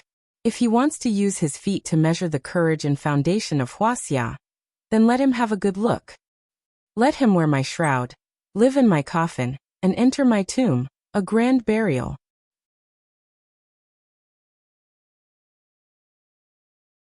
Chapter 421. According to the customs of the villagers, it was a very inauspicious thing to hang a white banner in the first month. However, to the people of Swallow Dock, it was nothing out of the ordinary. On the eve of the Lunar New Year's Eve, the family would gather together to eat, drink, and happily welcome the new year. Then, they would receive a call from the northern borderline or the southern sea. Their family members had unfortunately died in battle. Everyone would silently put down their bowls, chopsticks, and wine glasses, and raise the white flags that had been prepared under the boxes. They believed that the white banners could summon souls. They couldn't retrieve the corpses of their loved ones, and most of the time, they couldn't even retrieve their ashes. However, they hoped that they could summon the souls of their loved ones back to their roots so that they could meet in their dreams.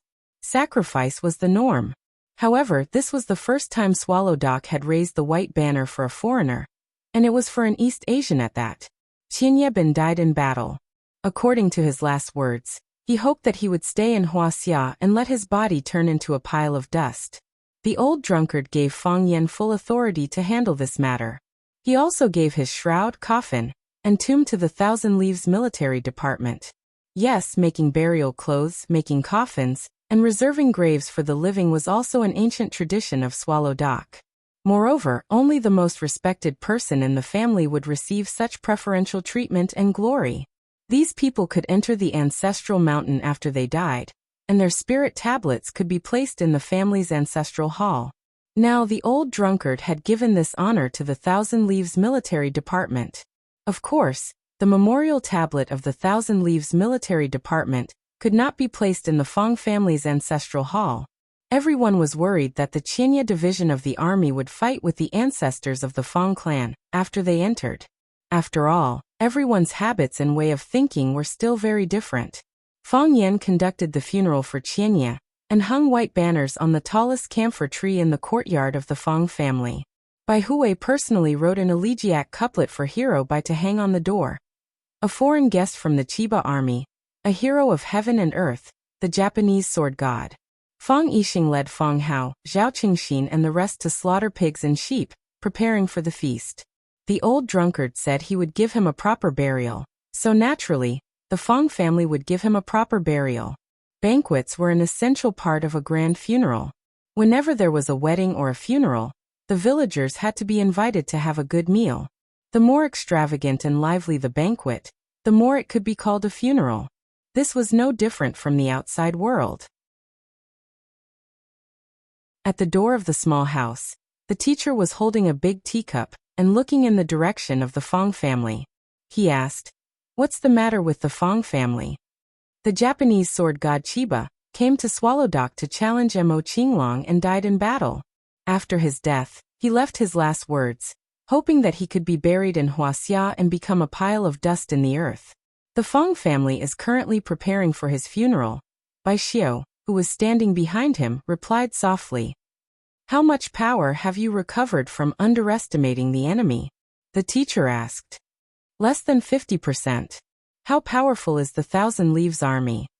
20 years ago, they were evenly matched.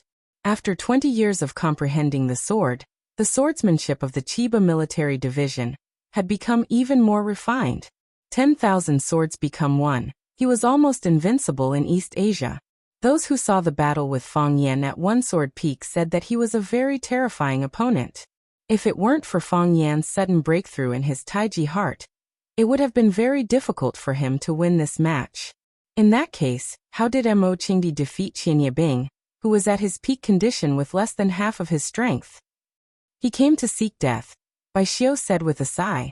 "The Fang family values kinship and righteousness. They did a good job." The teacher pondered for a long time and said, "Hang my white banner." "Mister," Bai Xiao stopped him. If the teacher hung the white banner, the death of the Thousand Leaves army would become a big deal for the entire Swallowdock. "Hang it." The teacher waved his hand and said firmly, "Mr. hung the white banner." Fang Yingying ran to Fang Yan and said while panting, "The Yi family hung the white banner." Fang Haohan moved to Fang Yan and whispered, "The Li family hung the white banner." The Ruan family hung the white banner. The entire Swallowdock was full of white banners. The Fang family hung the white banner because of the deep relationship between the old drunkard and the Thousand Leaves army, and also because Fang Yan and the Thousand Leaves army were both enemies and friends. The teacher hung the white banner because he deduced the truth from some unusual information. Heroes cherished heroes. How could the teacher's action not be a hero's? The other villagers of Swallowdock hung the white banner because they began to pay attention to this matter and learned about it. Then, they respected and admired this foreign guest from the bottom of their hearts. Perhaps when they met on the battlefield, they would engage in a bloodthirsty fight to the death. However, this did not affect their favorable impression of their opponent, because they were the same kind of people. If they were not the same kind of people, why would they meet in such a dangerous place? If they weren't the same kind of people, why would they give up their lives for a goal that seemed to be empty and meaningless? They could also live in a prosperous city like thousands of people, find a comfortable job, marry a beautiful wife, and have a few lovely children. With their abilities, they could live a more comfortable and safe life. But why did they meet on the battlefield? The news of the death of the Thousand Leaves army's father spread to Huaqing, and Huaqing spread the news of the Thousand Leaves army's death to the IGA One Blade School. The IGA One Blade School spread the news of the Thousand Leaves army's death to the entire East Ocean, and the even more distant world of martial artists. In the dojo of the IGA One Blade School, a long-bearded man with black silk tied around his head was silent. Several rows of young martial artists sitting across from him looked at the middle-aged man with serious expressions. Everyone, the king of our IGA One Blade School, the sword god of East Ocean, Mr. Chiba Abe challenged one of the 3 dragons of Wuxia, the Azure Dragon. Don't underestimate him, and unfortunately he died in the battle, the black-bearded man said in a hoarse voice. His eyes were bloodshot, and his hands were clenched tightly. Boom! The crowd was in an uproar. Mr. Chiba Abe, did he really die? Impossible. How could our sword god be defeated by their Azure Dragon? He is invincible, it's impossible. He killed our sword god, we will fight him to the death.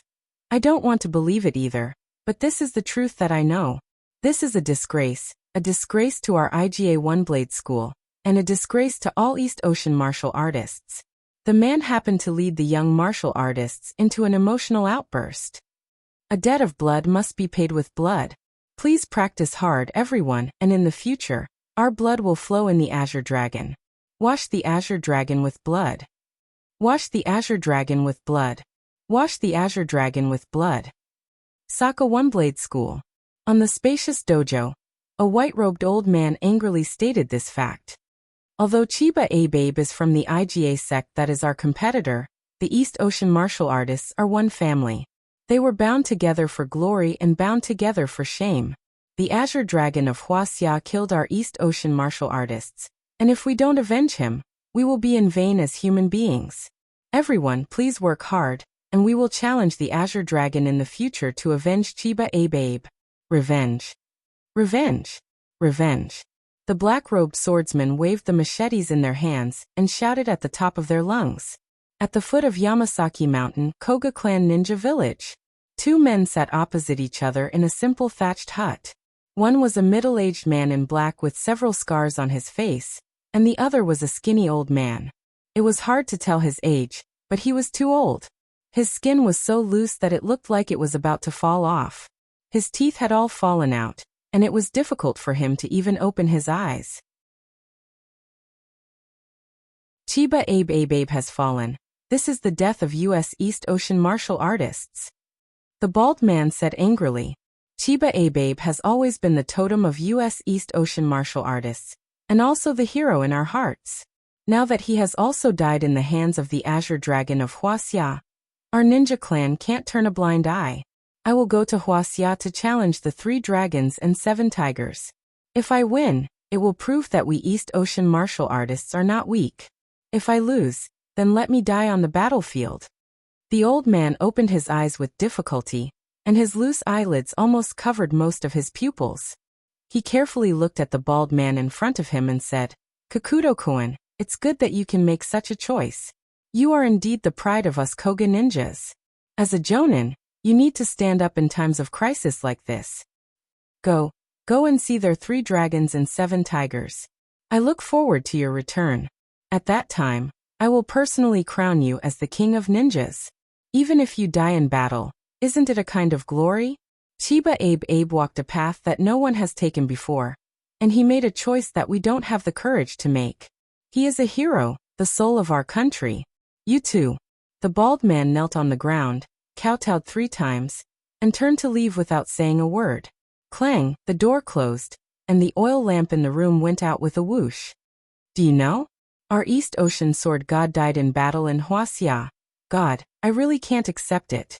Wuxia has 3 dragons and 7 tigers, and each of them is a 1 in a million master. Azure Dragon, don't underestimate your enemy. 20 years ago, he broke into East Ocean alone with a sword and fought dozens of East Ocean masters. He didn't stop conquering until he met Chiba Abe, who is equally young and talented. If it wasn't for Chiba Abe, if it wasn't for our East Ocean sword god, all of our East Ocean martial artists would have been trampled under his feet. East Ocean swordsman, do you have the guts? Do you still have any passion?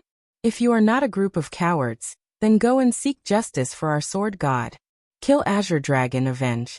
Chiba Abe's death provoked the anger and hatred of the entire East Ocean martial arts world. One after another, dojos and sects stood up.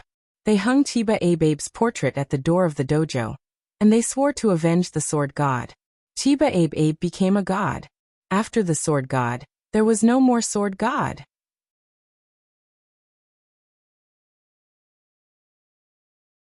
Chapter 422. That night, several disciples of Chiba's battalion escorted his wife and daughter, Chiba Kaori, to Beijing. Chiba Kaori's wife was called Ozawa Wakako. She was a respectful, gentle, and beautiful woman. Chiba Kaori's good looks were inherited from her. She treated the Fong family very calmly. After bowing to express her gratitude, she knelt next to her husband's body and wiped his face with a silk handkerchief over and over again. Chiba Kaori bowed to Fong Yan, then knelt together with her brother, Chiba Halmu, and burned incense for their father. The beautiful and carefree girl's face was pale, and she looked unusually haggard. It was obvious that her father's death had hit her hard. It was only because of her excellent upbringing that she put away her weak and worthless tears in front of outsiders. Phantom and the other disciples became Feng Yan's right-hand men, and they did whatever Feng Yan asked them to do. There was no ill will between the two parties, as if the death of Chiba Kaori had nothing to do with the Feng family. It had nothing to do with me. Feng Yan lay on the rattan chair that the old drunkard often used. He held a big bowl in his hand and drank a mouthful of wine. He really wanted to drink today, so he naturally came to the old drunkard. If we think about it carefully, the Feng family is the one who suffered the most, right? Chiba Kaori, that sly old man, lost his will to win, and he was worried about the future of the Japanese martial artists, so he came up with such a lousy move to help himself in Japan. If the news that the Japanese sword god died in your hands spreads to Japan, you will become their public enemy, and the Feng family will become their enemy. I'm afraid that every Japanese martial artist will have a new goal when they practice swordsmanship: to learn the divine skill and kill the Azure Dragon. Tell me, what are we after? The old drunkard stood in the courtyard with a wine gourd in his hand. He kept drinking, but he didn't answer Feng Yan's questions. He used his death to awaken the Japanese martial artists' desire to work hard, and used your hands to ignite their hatred. We respect him, and I do think he's a good person. But can a good person plot against others? Why? We didn't get anything. He didn't even give me $100. But we've done so many things for him and made ourselves the target of a country. Aren't we being too kind? We know it's not good for us, but we can't not do it. We have to do it. Why do I feel so upset? If I were to find him, he would do the same, old drunkard said in a dull voice. He was silent for a long time before he suddenly spoke. This made Feng Yan feel that the voice did not come from his mouth, but someone else was talking to them. Are you that confident? You don't believe me? Feng Yan thought about it seriously and said, he is indeed such a person. On the way back to pick him up, I suddenly realized something. Then he stood by my side and guarded me carefully. He was worried that I would be in danger. If he had taken action at that time, I wouldn't have stood a chance. However, I wasn't worried at all. I'm a narrow-minded guy. Since when did I trust someone so much? But his son's emotions were very unstable. There were several times when I wanted to take action, but he stopped me with his eyes. I should have been the one to die, old drunkard said.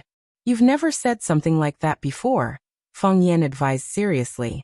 He didn't want old drunkard to die, even if he knew it would be crueler for him to live. But wouldn't there be nothing left after death?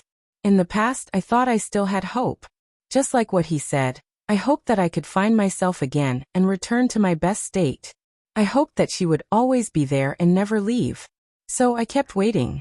But now, I'm a little tired of waiting, and I'm tired of drinking. So, I want to die. I don't know what death is like. Maybe it's more interesting than living? I don't know either, Feng Yan said. But if you die, you won't have a chance to prove that you can return to your original glory. You also can't believe that she has always been there and never left.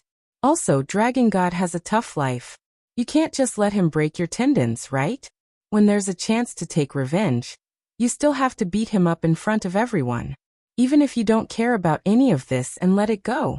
What about me? Have you let me go as well?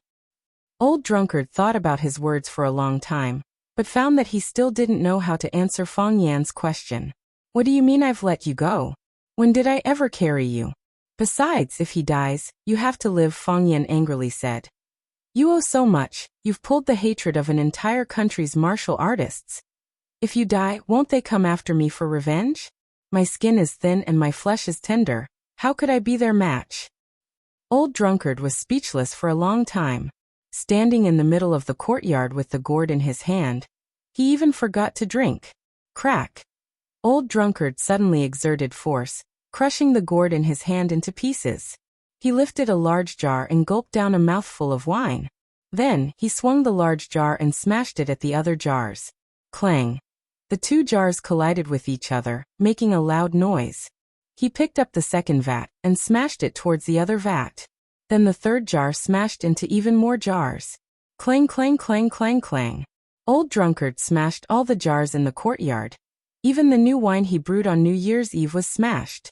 "Stop drinking," Old Drunkard breathed out like a sword and shouted.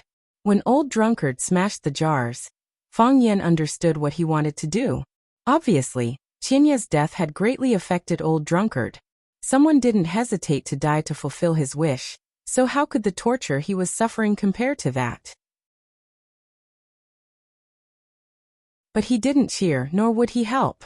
He wanted to watch helplessly as the Old Drunkard personally smashed these wine jars, personally smashed the new and old wine he brewed, personally smashed his current rotten and tattered life into pieces.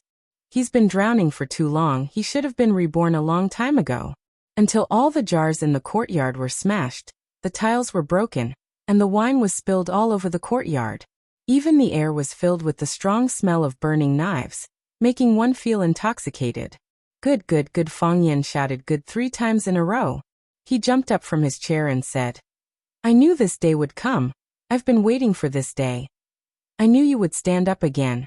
I knew you would soar to the sky. I knew it would be like this. The humiliation of one person is better than the humiliation of a family, and the humiliation of a family is better than the humiliation of a country. I know that the news of this battle has the effect of gathering the ambition of the Japanese martial artists and provoking their hatred. But what's there to be afraid of?"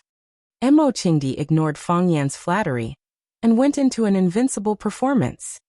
"If I could challenge the 36 islands of the East Ocean and fight 36 East Ocean people by myself, then I can challenge the 36 islands of the East Ocean and fight 36 East Ocean people by myself again. 20 years ago, I could defeat Sword God once, then I can defeat Sword God again. 20 years later, I can kill Sword God once, then I can kill Sword God again. From now on, no one in Japanese will dare to call themselves Sword God." Fang Yan was so excited that his body was trembling, unable to control himself. Just listen, what's heroic spirit? What's heroic spirit? What's a perfect example of acting cool? From a certain point of view, Fang Yan isn't even fit to carry the Old Drunkard's shoes. Fang Yan was very excited, but also very self-conscious. He drank the liquor in his bowl in one gulp and loudly cheered. That's how a man should be, to match the Old Drunkard's heroic spirit, to match the current atmosphere. Fang Yan even sang a war song. This was a song the Old Drunkard taught him when he was young. Boiling blood like the waves in the river, like the waves in the sea, always stirring my heart just because the humiliation hasn't been cleared. Fang Yan sang with a high spirit. His blood vessels swelled, he sang with passion, he sang with a sense of self-satisfaction. The Old Drunkard waited for him to finish, then happily said, "It's good that you have such ambition, the things I mentioned. I'll leave them to you from now on. If I can do it, so can you," the Old Drunkard said. After that, he turned around and walked into the house. From now on, he would no longer sleep on the reclining chair under the eaves of the corridor or in a corner.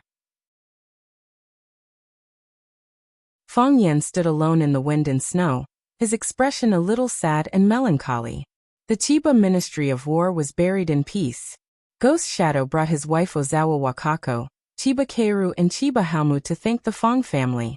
After hearing about the deeds of the Chiba Ministry of War, Lu Wan respected this family very much, and was full of sympathy for Ozawa Wakako. She took Ozawa Wakako's hand, and said a lot of comforting words. Someone next to her helped translate. Ozawa Wakako expressed her gratitude and bowed to Lu Wan again and again. In the end, she bowed so much that Lu Wan didn't dare to speak. Chiba Haomu stared at Fang Yan fiercely and firmly. After bowing deeply to him, he said, "I will definitely defeat you." Slap. Fang Yan slapped Chiba Haomu's head. After that, he slapped Chiba Haomu's shoulder again and again. With a sad expression, he said in a heavy voice, "You are a good boy. Don't have too much psychological pressure. Your father is gone, but your uncle is still here. In the future, I will take on the responsibility and obligation of educating you.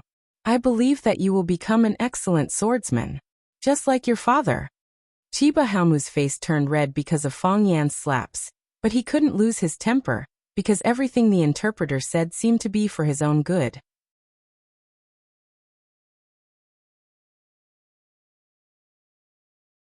Chapter 423.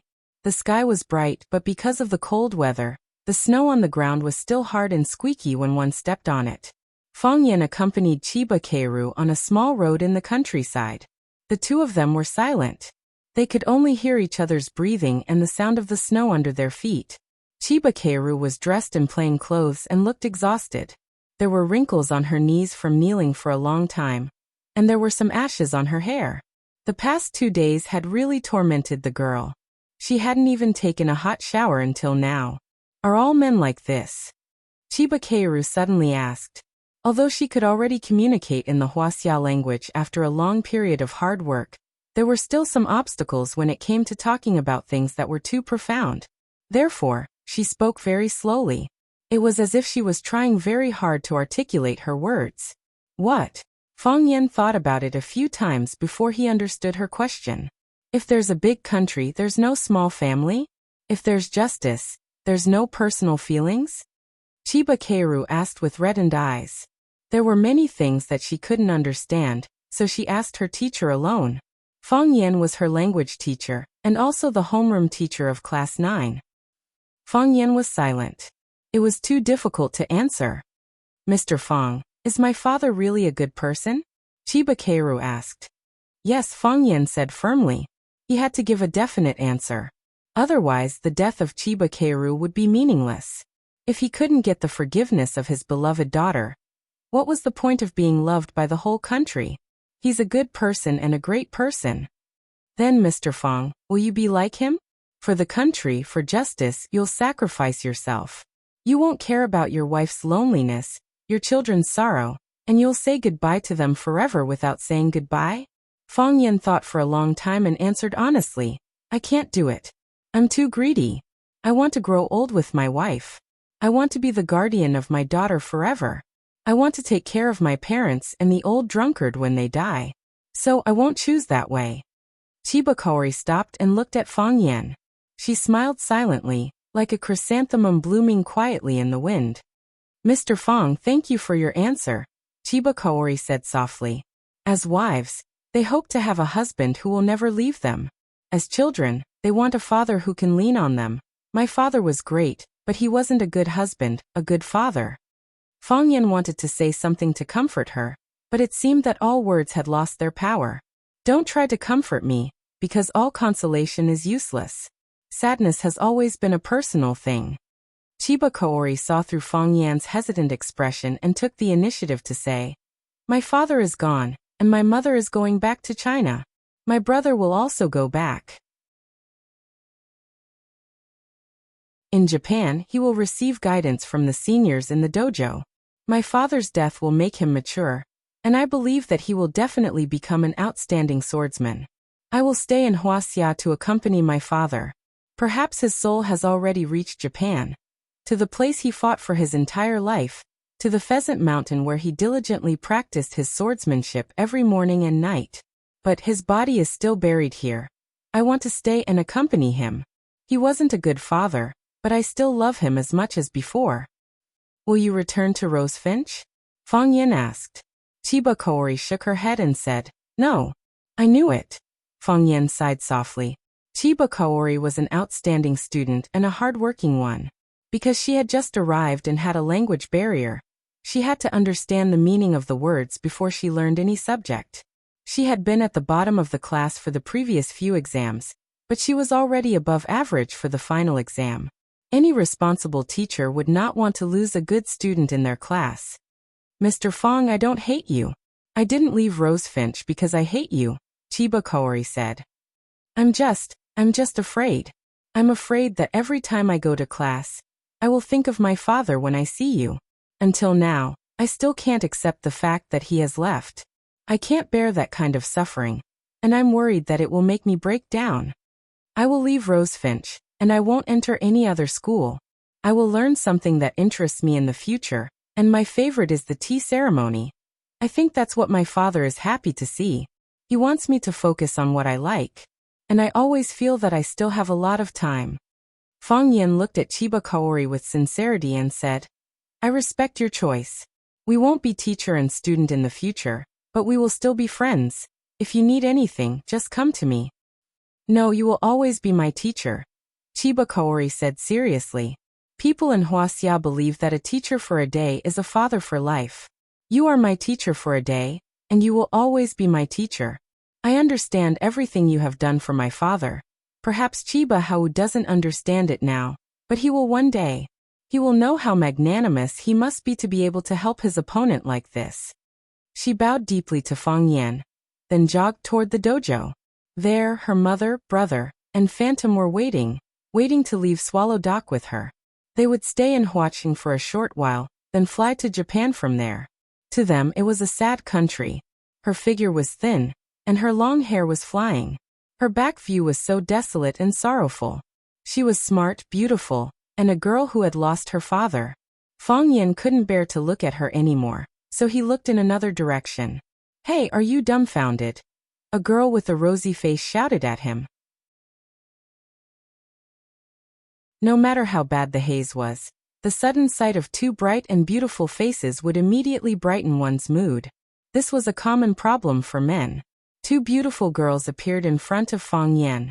One was wearing a white shirt, white pants, and a pair of white sports shoes. It was Yiwen, whom he hadn't seen for a few days. The other one was Leaf, who was wearing a red down jacket, white jeans, and a pair of black leather boots. They were both young and beautiful. One was elegant, and the other was cute. They were both beautiful. Seeing Fang Yan looking at them without saying anything, Yi shouted impatiently, "Hey, I'm talking to you. Didn't you hear me? I didn't expect such a beautiful girl to like such a shameless man. There are so many idiots nowadays." Yi obviously misunderstood the relationship between Fang Yan and Chiba Kaoru, and regarded Chiba Kaoru's action of running away as Fang Yan's heartless betrayal of girls. Yi started her studies in Swallow Dock. Because her parents worked in Yanjing for a long time, she transferred her school registration to Yanjing City. Although she lived in Yanjing City, she often went to Swallow Dock. Her growing up was almost the history of Fang Yan's cheap deeds. The competition between her cousin Yi Ro and Fang Yan every year was the biggest drama of the year that she looked forward to the most. She had watched the competition between Yi Wen and Fang Yan since she was 5 or 6 years old, and now she had grown up watching the competition between Yi Wen and Fang Yan. As a result, she had seen Fang Yan's ugly face, all kinds of shameless expressions, all kinds of funny ways of begging for mercy, and all kinds of ways of running away. This almost subverted her outlook on life and values. Until now, she was still wondering why a man could have such a shameful side. Therefore, she wasn't talking nonsense when she said that Fang Yan was a shameless man. It was the result of watching the competition for 10 years.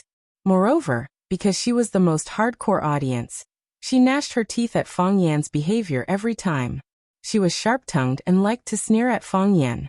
Fang Yan was not a man who was willing to suffer losses, and his way of fighting back made her so angry that her liver hurt.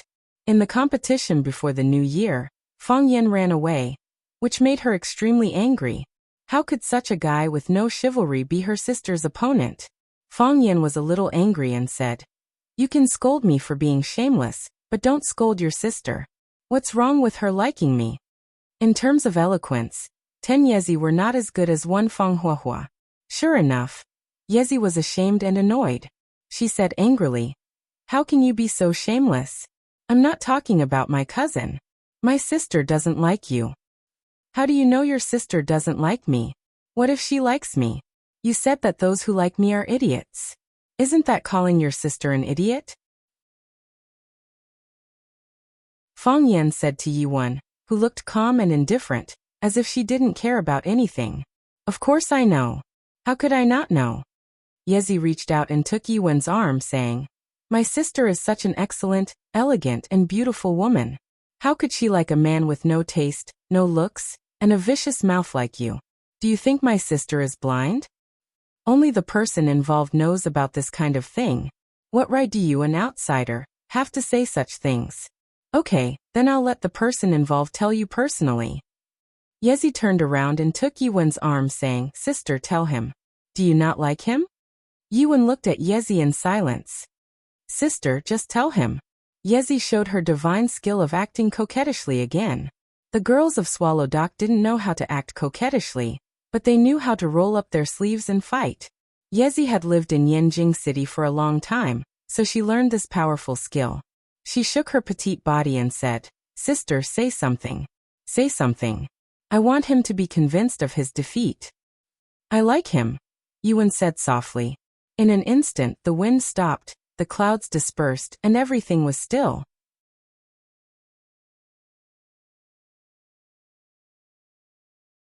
Chapter 424.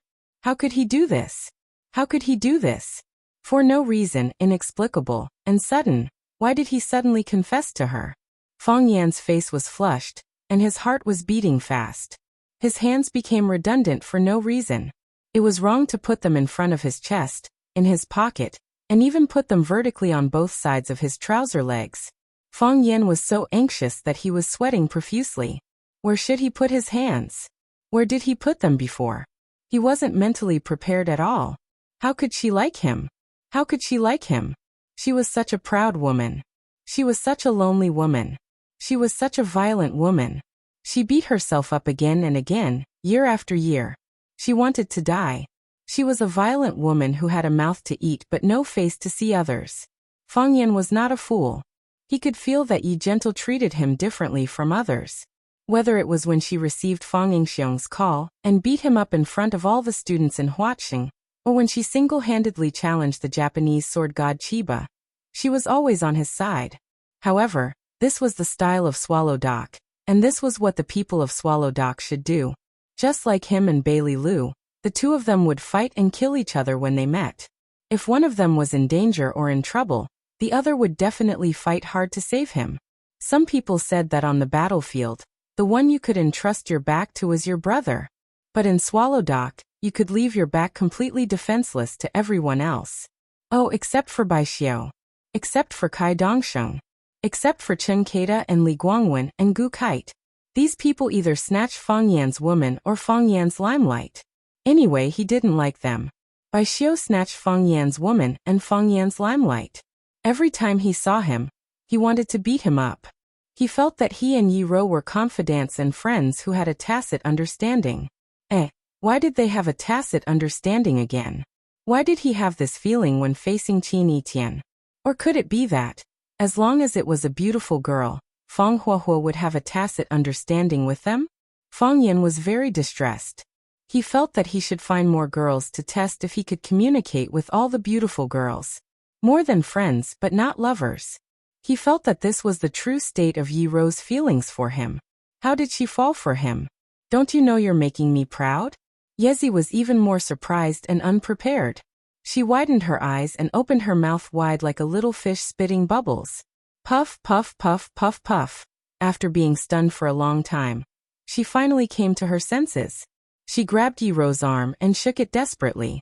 She said with a bitter face, "Sister, sister, I was wrong. I was wrong. I shouldn't have dragged you into this.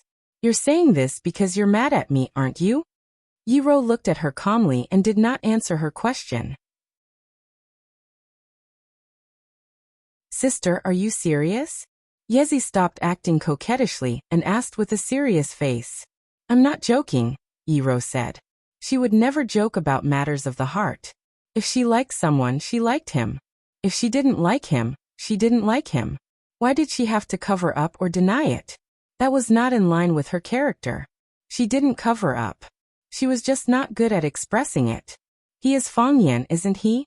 Yi Ro nodded slightly. The man she liked was Fang Yan. Hello, I'm Fang Yan. The word Fang means square, and Yan means two fires. My name is good, right? What's your name?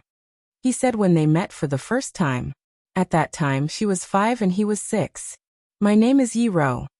Yi Ro replied. While speaking, Yi Ro kicked him away because he broke the watermelon seedling she had just planted. The poor seedling was broken into 2 pieces. It looked extremely miserable under the scorching sun. Fang Yan climbed up from the melon field. His head and face were covered with dust. He spat out the sand in his mouth and said angrily, "What's your name, Yi Ro? You're not gentle at all. You're little dog Yi, dinosaur Yi, bandit Yi." Before he finished his words, Yi Ro punched him to the ground. How could an upright man talk so much nonsense? At that time, Yi Ro didn't like to talk very much. She thought most of what people said was nonsense. Why did he talk when he knew it was nonsense? It was so strange. He bullied you when you were a child. He called you ugly, the ugliest woman in Swallowfort. He peeked at you when you were putting on makeup and put a toad in your pocket. Yi Ro said angrily. One by one, he listed all the things that Fang Yan had done to Yi Ro that were too numerous to be recorded in the book. Yi Ro smiled. She remembered all these things. Yi Fengsheng, is your sister at home? No. Really? Really? Yi Fengsheng said impatiently. How many times have I told you? She went for a walk by Stone River. She went with the ancestor.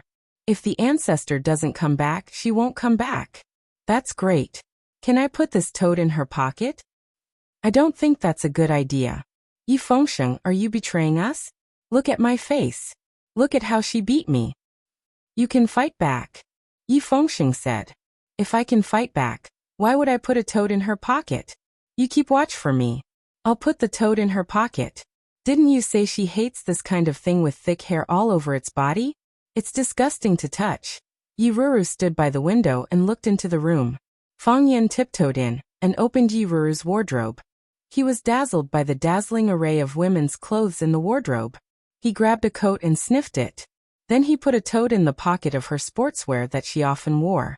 Coo, coo, coo, the toad made a few noises and jumped out of the pocket. Then two teenagers, one fat and one thin, hurriedly tried to catch the toad that tried to escape without any spirit of sacrifice. Finally, Toad was caught.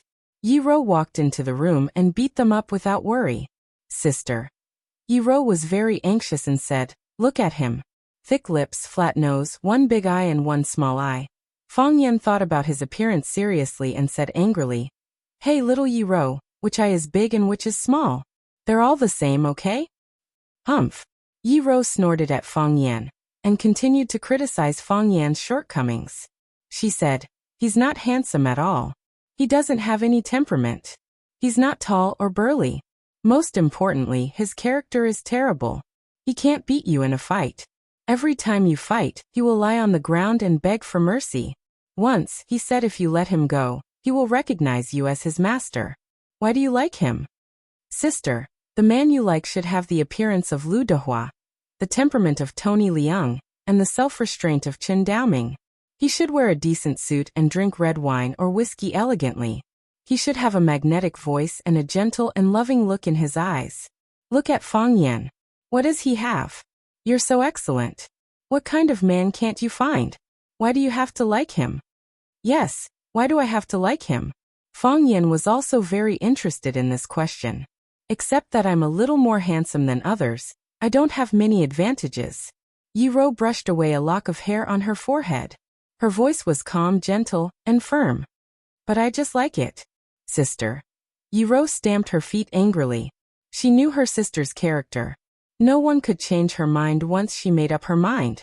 It was useless to say more. So she pinched Fang Yan's arm hard, and then turned around and ran to Swallow Dock. You're so annoying. You're so annoying. Yi Ro's angry shout came from afar. Yi Ro ran away shamefully or tactfully. Then, only Fang Yan and Yi Ro were left in the boundless wilderness. Fang Yan looked at Yi Ro and Yi Ro looked back at him at the same time. She didn't hide. She wasn't shy or surprised. If it weren't for the redness at the base of her ears, it was almost impossible to find any emotion on her face. It was even more difficult to understand. She just confessed to a man. But it was as simple and common as drinking a cup of tea and eating an apple. Fang Yan looked at Yi Ro with gentle eyes and said in a magnetic voice, Let's walk around. Okay. Yi Ro nodded. So Fang Yan took Yi Ro to the rape field further away. He didn't take Yi Ro to the Stone River because it had the best scenery and the most people. When you were in love, you wished there were only you and her in the world. Crack, crack, their shoes stepped in the snow. Because no one had ever been there, they were the first pair of pioneers. Fang Yan didn't say anything. Neither did Yi Ro. The atmosphere was dull, but they were very happy. The joy was like wheat sprouts covered by thin snow. They were not afraid of the cold and the heavy pressure. They tried their best to poke their heads out and see the new and magical world outside. Fang Yan walked a little faster and walked side by side with Yi Ro. He looked straight ahead and whispered, Can I hold your hand? Yiro didn't respond or object. Fang Yan knew that the girl's no objection was the best response. So he stretched out his hand to Yiro's little hand carefully. He stretched out half of his hand, and then retracted it. He reached out again unwillingly, and then retracted it again. He tried several times but still couldn't hold Yiro's hand. He looked at Yiro warily and said, "If I hold your hand, you won't hit me, will you?"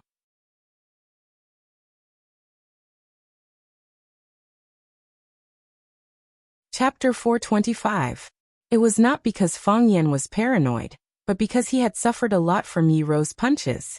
This woman usually didn't talk much, but she would beat someone up if she didn't agree with him. Although she said she liked him, who knew whether it was a trap or not? In the eyes of Fang Yan, a conspiracy theorist, Yiro deliberately said she liked him. When he wanted to hold her hand, she would fly into a rage and take the opportunity to beat him up. At that time, who could he reason with? Even if he went to Mr. Qin to seek justice, it was he who held the girl's hand first, wasn't it? The last time they met was when Qin Etian came over. The two girls fought openly and secretly, and Yiro suffered a little loss in front of Qin Etian. After Qin Etian left Swallow Dock, who knew whether she would keep the anger in her heart and find a chance to vent it on him? Women were all vengeful. Yiro stopped and looked at Fang Yan, who was standing in front of her with clear eyes. She took the initiative to reach out her hand to Fang Yan, and Fang Yan immediately made a fighting posture. "If you dare to hit me, I will fight back." "What do you want to do?" Fang Yan asked with vigilance. "Put your hand down," Yiro said. "You don't want to suddenly throw me away, do you?" Fang Yan still put down his hand, but his body was still a little stiff. Yiro took another step forward and took the initiative to put her two small hands in Fang Yan's big hands. Fang Yan exerted a little force and held that soft, warm, and beautiful little hand tightly in his palm. Fang Yan was so moved that he was about to cry. He said with red eyes, "You really didn't hit me." "I won't hit you in the future," Yiro said seriously. She was really serious when she said this. That was because she also realized that Fang Yan was very afraid of her. He was also very vigilant, as if she could beat him up at any time. Along the way, she reflected on herself and realized that she had indeed gone overboard with many things. For example, you shouldn't send him flying when he steps on his melon seedlings, because he might not be paying attention to his feet. For example, she shouldn't have knocked him to the ground and painted his face with lipstick when he peeked at her makeup, because he might not have done it on purpose. For example, she shouldn't have beaten him so brutally every time they sparred, because this hurt a man's self-esteem. A man's face still had to be protected, especially a man who loved to keep up appearances. "I'm an insecure man." Fang Yan carefully felt the smoothness of Yiro's palms. How could the hands of such a violent woman feel so comfortable? Compared to the time when he was humiliated by it, this was simply the difference between heaven and hell. "My family was poor when I was young, and I was always bullied by the children in the village. After that, every time we sparred, I was always the one who lost. This is the first time I've lost, and I only feel indignant. The second time I lost, I still couldn't accept it. After losing 5 or 6 times in a row for 5 or 6 years, I began to despair and felt that I might never be able to defeat you. I began to become sensitive and began to feel inferior in the crowd." Fang Yan held Yiro's hand, and the two of them walked on the country road like an ordinary couple. "I was very angry at that time. I was angry at you for being so excellent. Isn't it enough for a girl to be beautiful? Why do you have to be so smart? It's unnecessary for you to be smart. Why do you have such a high talent in martial arts? I felt that God was too kind to you, but it was too unfair to me. If someone told me that you were God's goddaughter, I wouldn't doubt it. Otherwise, why would God give you all the best things in the world? Do you know how much I wanted to defeat you at that time? Once I dreamed that I defeated you, and I actually woke up with a happy smile. When I woke up, I found it was just a dream, and I felt a little depressed. I thought that even if it was a dream, it should be a beautiful dream, so I tried hard to fall asleep and continue the dream, but I lost sleep." Fang Yan was wearing a green robe, while Yiro was wearing a white robe. Seen from a distance, the black and the white were a perfect match. At that time, I met another girl. She was very beautiful. She was very gentle, and she was very understanding. When I was sad, she would comfort me. When I was desperate, she would encourage me.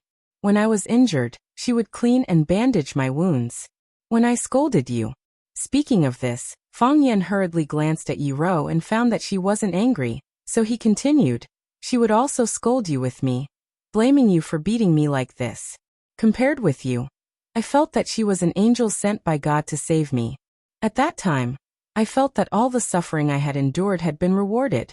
When I was sad, I would go to her. Sometimes, I pretended to go to her. When I was injured, I would go to her and ask her to bandage my wounds. She would say some bad things about you. I often pretended to be injured to go to her. After a long pause, Fang Yan smiled bitterly and said, I thought she and I were a perfect match. She knew my feelings and I also knew hers. At last, I tragically found that she already had someone she liked, and I was just an insignificant person. Yi Ro held Fang Yan's hand tightly, expressing her comfort and sympathy for him. I was a failure. I felt that I was a failure of a man. For a long time, I was very sad and timid. I was a very fragile man, and I felt that I couldn't bear such emotional pain again. Since then, I have been very careful and prudent about relationships. Fang Yan held Yi Ro's hand tightly and said in a low voice, What you said just now is true? You didn't lie to me, did you? I didn't. Yi Ro also held Fang Yan's hand tightly, looked into his eyes seriously and said, I didn't lie to you. If I lied to you, how could I get angry when I saw you with her? If I lied to you, how could I beat you more angrily every time you went to her to bandage your wounds? Of course, Yi Ro would not tell Fang Yan this secret. Looking at Yi Ro, Fang Yan tried to calm down his heartbeat and said, Later, I found that you have always been by my side. Some people say that a woman is made of a man's rib. So you must believe that there must be a woman in the vast sea of people who will love you as much as she loves her own body, because you are her body, and she is your limb. You must have a close relationship like implanted flesh and blood. In your life, there must be such a person. She will always be by your side, through thick and thin, and never leave you. For eyes met, and there were bright sparks in their eyes. Fang Yan licked his lips and said, I have one more question. Can I kiss you? Yi Ro's pretty face was smeared with a layer of peach blossom red, and she lowered her head in silence. Fang Yan held her pretty face, closed his eyes, and kissed her gently. It was soft, sweet, fragrant, and dazzling. It was a wonderful feeling. It was like a long and wonderful dream, which you indulged in and never wanted to wake up. Fang Yan's lips lingered on Yi Ro's for a while, and then he reluctantly broke away and said with a happy face, This is my first kiss. What about you? Bang. Yi Ro punched Fang Yan's eye. Caught off guard, Fang Yan fell to the ground with a miserable howl. Fang Yan climbed up from the snow, covered his golden eyes, and shouted angrily at Yi Ro. Liar, all women in the world are liars. I'd rather believe in ghosts than believe in a woman's stupid mouth. You promised me that you wouldn't hit me again. What are you doing now? You're such a liar. Yi Ro stood still and looked at Fang Yan with a sneer, and said, It's your fault for saying something wrong. What did I say wrong? Which sentence? Fang Yan was like an engine that had been shut off. He suddenly became silent. He said it was his first kiss, and then he asked Yi Ro if it was. Didn't this mean that there was a second possibility? Does Yi Ro kiss any other man besides me? It seemed that he had indeed said something very stupid. How do you scold me when you're with her? Yi Ro looked down at Fang Yan who was lying in the ditch and suddenly asked aloud. Fang Yan's eyes lit up. Fang Yan's heart suddenly skipped a beat. Didn't she change the topic too fast? How did she scold me? Actually, it's not really a scolding. She just said that your kung fu was too good, and you were too proud, so you bullied me. Fang Yan smiled awkwardly. Now that I think about it, maybe I was jealous of you. Think about it, a man like me was always bullied by a girl. Who could accept such a thing? What did you use to bribe Yezi? Yi Ro continued to ask. What bribe? Fang Yan asked with a confused face. How could I bribe Yezi? Yezi is your sister and your loyal confidant. What can I use to bribe her? If you didn't bribe her, would she drag me here for a walk? Would she take the initiative to greet you? Would she force me to ask if I liked you? Would she cooperate with you to put on this show? Yi Rou raised her doubts one after another. Coincidence. Fang Yan smiled and said, "It's a complete coincidence. Don't misunderstand. If you don't tell me the truth, I'll lie to you too." Yi Rou threatened. Fang Yan thought for a moment. If Yi Rou told him that she was lying when she said she liked him, wouldn't he suffer a great loss? So Fang Yan decided to be honest and said, "I promised to give her a box of black tortoise ointment." Pa. Yi Rou stepped on him again.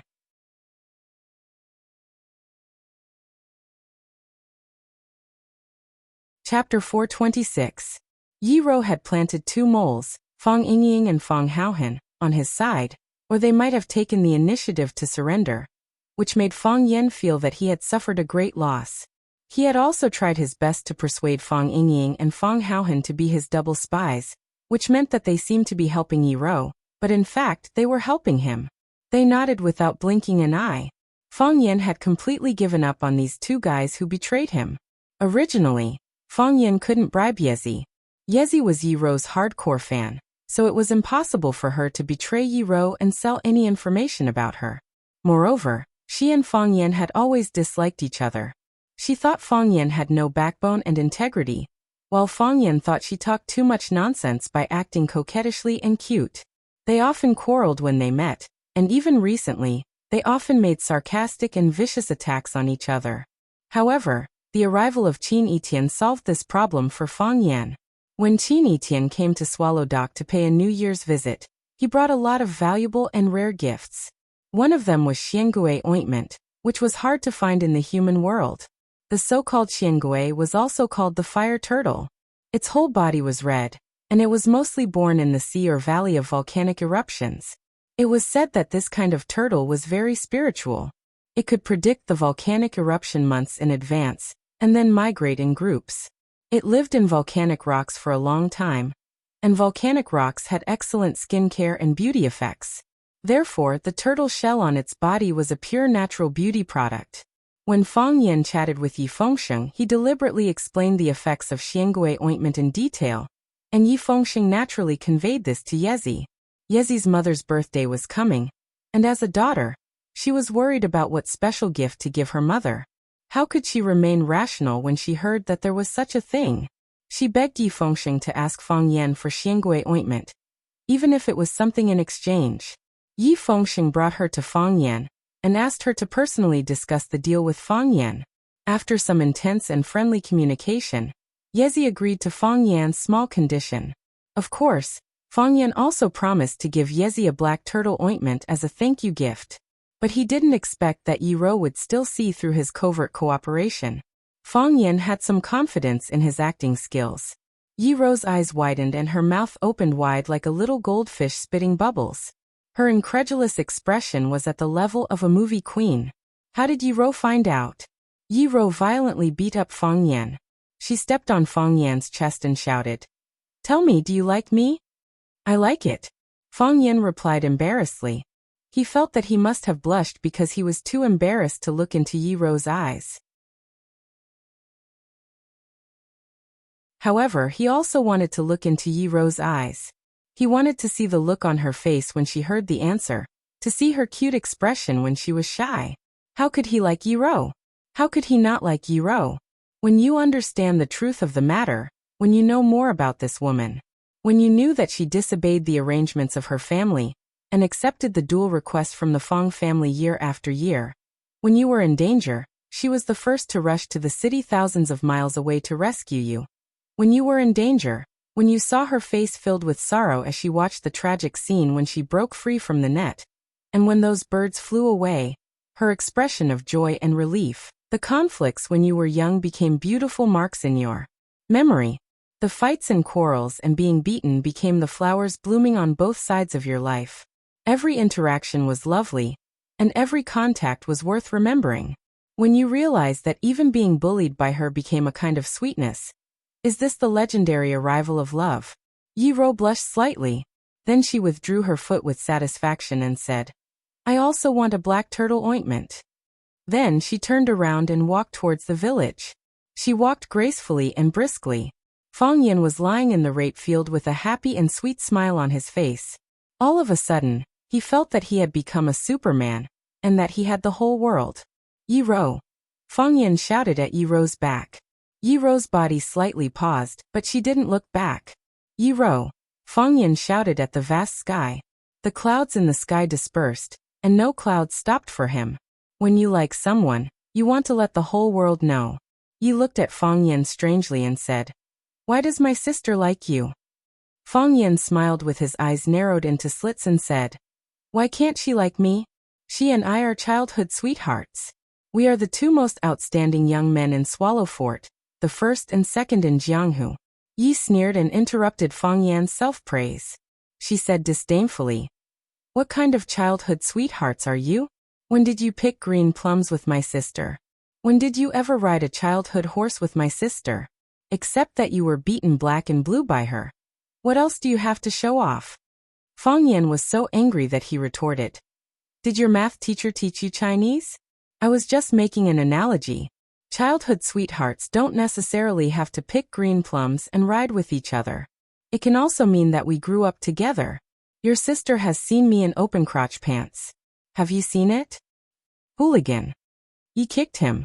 Fang Yan dodged lightly and said, "If you call me a rogue again, there will be no more black tortoise ointment." "You dare to lie to me?" "Why wouldn't I dare?" Fang Yan sneered. "Anyway, I don't need you. You are a despicable man who breaks his promise. It's not good for your sister to know that you scold your brother-in-law like this. You are not my brother-in-law. My eldest uncle won't agree, my second uncle won't agree, my father won't agree, and my grandfathers won't agree. No one in the Yi family will agree." Fang Yan thought about it seriously, and felt that Ye's words were very reasonable. He was speechless. So he looked at Yi with a kind face and said, "Sister Yi, why don't you talk to your father and let him stand on my side?" It was better to rope in as many people as possible. There was strength in numbers. If the Yi family held an internal vote for this matter, Ye's vote was also very important. Yi raised her head and glanced at Fang Yan saying, "Why?" Fang Yan quickly took out a delicate steel box from his arms and said, "This is for you." Yi took the black tortoise ointment and said, "This is for me." Fang Yan handed over another one and said, "This is for you too." Yi blinked her eyes and looked at Fang Yan saying, "Are you trying to bribe me?" "Yes. Deal." Yi nodded happily. "Then can I take this box too?" "Yes." Fang Yan nodded affirmatively. Yi held the two boxes of black tortoise ointment and skipped back. Fang Yan took out his mobile phone and sent a message to Yi Ro. "Honey, Yi brought the black tortoise ointment back for you." Then, Fang Yan put his mobile phone in his pocket and went back to sleep adorably. Time was like the cell phone data, used up quickly. On the 8th day of the Spring Festival, his aunt's family decided to return to Mingzhu. His uncle, Zhou Fan, would start work on the 9th, and Zhou Numerology would go back to school early on the 10th. On this trip to Swallow Dock, they had experienced far too many things, and the feelings of this family were truly too great. They had experienced life and death after being poisoned, and they had experienced the life and death of the Sword God's family. They had experienced the tragedy of almost being ruined, and they had also experienced the beauty of family reunion. They had seen the mysterious Yi family and the powerful Qin family. They also knew the connections behind Fang Yan's little nephew and the influence he could bring. The previous disdain had turned into respect, and the previous neglect had turned into respect. Fang Yijing hugged Fang Yan and said softly, "Fang Yan, our Fang family has placed all our hopes on you. You have to work hard. Don't let Grandpa down, and don't let your parents down. Auntie will always support you." "Auntie, don't worry," Fang Yan said with a smile. "The Fang family will definitely rise again. Yes, work is more important, and you have to hurry up with finding a girlfriend." Fang Yijing said, "If you can't find a suitable one in Huaqing, go to Mingzhu and find Auntie. I'll bring a group of girls for you to choose from. If you like any girl, Auntie can help you get her." Fang Yan smiled bitterly and said, "Auntie, I'm looking for a girlfriend. Why do you make it sound like I'm picking girls in a nightclub? You have to go with the flow when it comes to relationships. Besides, do you think I'm someone who can't find a girlfriend? Fang Yijing patted Fang Yan and said, "Don't be arrogant." Zhou Fan came over and shook hands with Fang Yan and said in a deep voice, "Thank you." Fang Yan laughed and said, "Auntie, we're all family." "Yes, we're all family." Zhou Fan nodded and said, "If you have time, go to Mingzhu and see your auntie. She's always talking about you." "I'll go." Fang Yan nodded. Zhou Mingli didn't like Fang Yan, but he didn't dare to offend Fang Yan. Under the pressure of his parents' eyes, he braced himself and walked over to greet Fang Yan and said, "Cousin, we're going back." Fang Yan patted Zhou Mingli's shoulder and said, "Young man, you're quite spirited. Come back next summer vacation.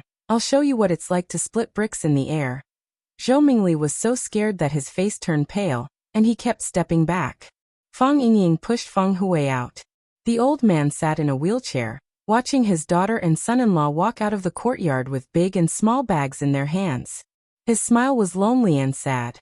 Add a few more clothes, eat a few more mouthfuls of food, go out without mother's millet porridge, look at your face, touch your hand, then put blessings into your son's pocket. Now it's time to leave home, only then can I understand the worry of a mother who travels 1,000 miles.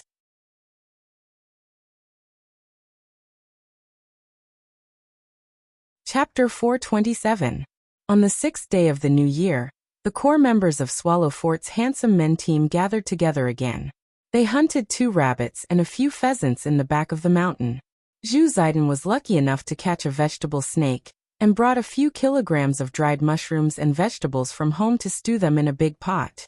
A modified version of the dragon and phoenix fight was made. The broth in the pot was bubbling, and the fragrance made everyone swallow their saliva.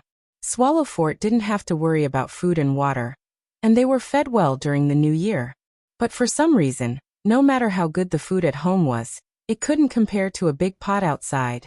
Home flowers didn't have the fragrance of wild flowers, and fat meat couldn't compare to wild vegetable soup. Ruan Qian stood by the stove, adding oil and salt, stirring the pot from time to time with a large wooden spoon to prevent the meat from getting wet. Li Xiaotian, Zhu Ziden, and Chen Yanqing and Wang Kaixian, who had just returned home for the new year, were lying on the hay bed drinking wine, occasionally looking into the distance. What's going on with Fang Yan and Yi Fengsheng? Why aren't they here yet? Zhu Ziden drank a mouthful of wine and asked in confusion. If they don't come, then they won't come. We'll finish the meat and drink the wine. If we're late, they'll have to wash the bowls. Ruan Qian smiled. Ruan Qian's words make sense. Come, brothers, let's eat. Let's finish the soup. Chen Yanqing jumped up from the ground, grabbed a bowl, and was about to grab a spoon to eat the meat. Ruan Qian grabbed the spoon and didn't let go, saying, Wait, wait, the meat is still raw. Yi Fengsheng is here, Zhu Ziden shouted. The chubby Yi Fengsheng ran over, panting. He bowed repeatedly and apologized, saying, Brothers, I'm late. I accept my punishment. I'll drink 2 more bowls later. Zhu Ziden laughed and scolded. Brothers, did you hear that? Yi Fengsheng is late, and he wants to drink more? Do you agree? Disagree. Everyone shouted in unison. Wang Kaixian threw the wine to Yi Fengsheng and asked, Where's Fang Yan? Didn't you 2 come together? Yi Fengsheng gulped down a mouthful of liquor and panted heavily. He didn't come with me. When I went to his house to look for him, his mother said that he went out early in the morning. You went out early in the morning? Where did he go? Everyone looked at each other. No one knew where Fang Yan was. All right, you don't have to worry about him. Yi Fengsheng waved his hand and said, That kid is as sly as a fox. Even if we all die, he will still be alive and kicking, happily hugging a beauty and drinking wine. You're the one who hung up. How can you say such inauspicious things during the new year? That's right, no ivory comes out of a dog's mouth. Yi Fengsheng's words caused everyone to explode, and Zhu Ziden even kicked his butt. If you took the initiative to get hit and scolded by others, then you are a brother. Those who took the initiative to beat and scold you were your enemies.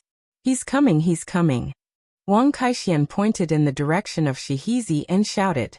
Everyone looked over, and then everyone's expression became sluggish. It was as if they had seen a white rabbit and a big bad wolf holding hands. It was a funny and strange scene. This can't be real, right? Zhu Ziden asked with her mouth wide open. Our eyes must be playing tricks on us, Yuan Qian said. The fat on Yi Fengxing's face trembled, and he cursed fiercely, this bastard. Fang Yan walked over holding Yi Ro's hand and said with a smile, sorry we're late. Everyone's gaze was fixed on Fang Yan and Yi Ro's tightly held hands. Zhu Ziden gritted her teeth and looked at Fang Yan saying, you're not going to tell us that this is real, are you? Oh, I forgot to introduce. Fang Yan said with a smile, she's Yi Ro. Everyone's gaze toward Fang Yan became murderous. Who didn't know that she was Yi Ro? What shocked everyone was why Yi Ro appeared in front of them hand in hand. Didn't she always hit you? Didn't you hate her the most? Why did you manage to win the hearts of all the lovers of Swallow Dock? Yi Ro was a special existence in Swallow Dock. Almost all the boys of her age thought she was excellent, beautiful, and a goddess. However, no one would have the courage to strike up a conversation with her to please her. She was a goddess worshipped by everyone. The goddess should sit high up on the altar and accept the worship of the people. She walked down the altar on her own initiative and walked hand in hand with the man who was considered the least successful in their circle. Such a scene was too visually shocking.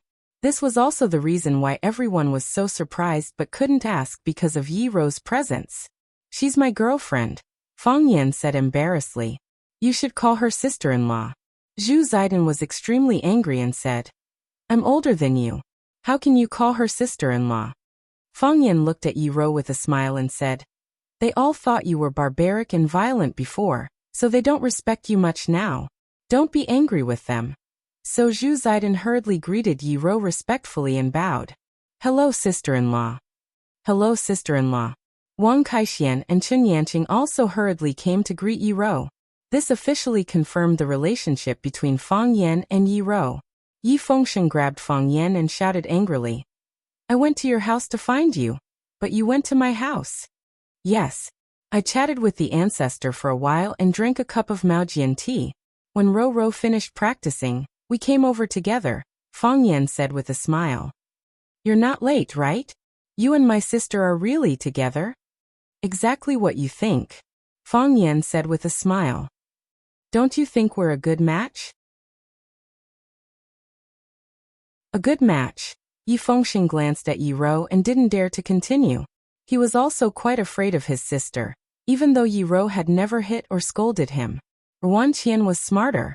He found a big bowl and scooped a big bowl of meat soup for Yi Ro. He smiled and said, sister-in-law, it's time to eat. Thank you.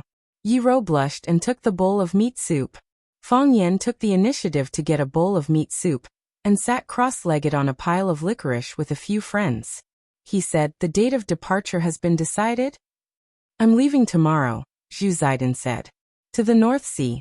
These years, my cultivation has been obstructed. I've been eating and waiting for death every day. This kind of life is really boring. I should have left long ago, Fang Yan nodded and said. This swallow dock is good, but it's too comfortable.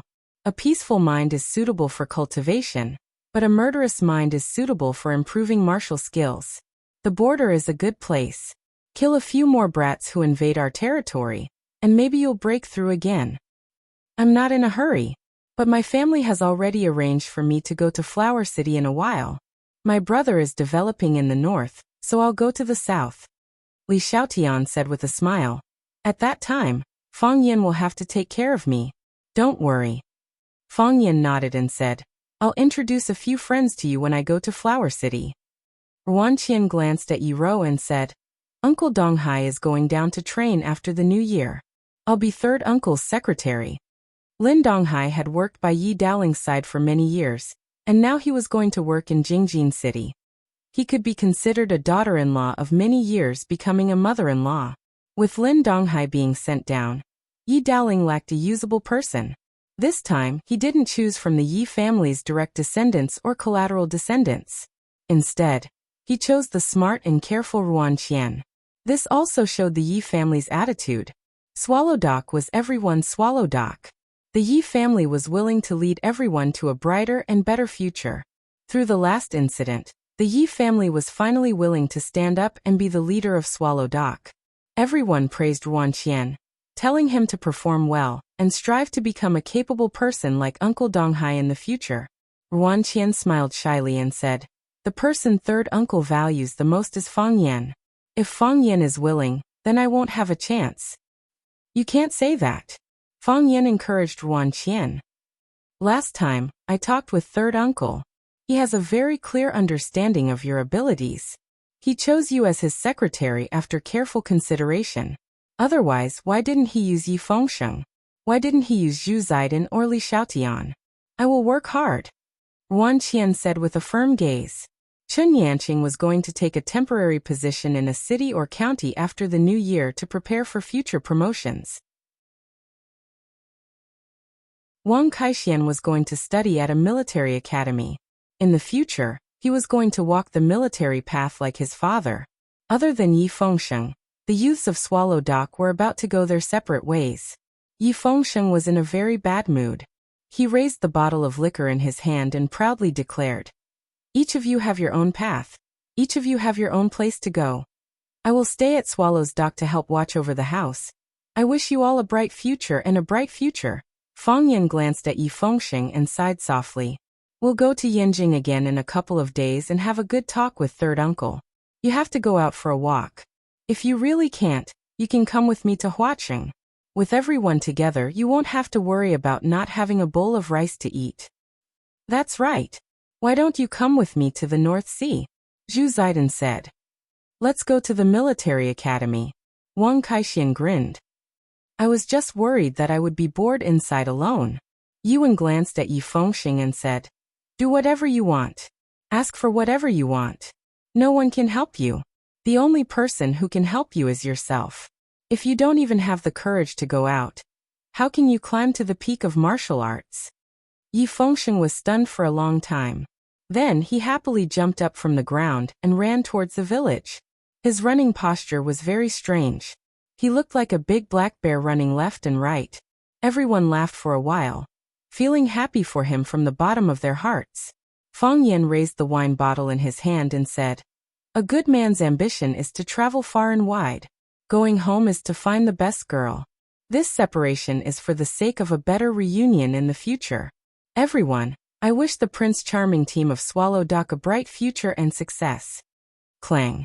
Everyone's wine bottles clashed together. The melancholy of parting turned into bowls of burning knife after knife.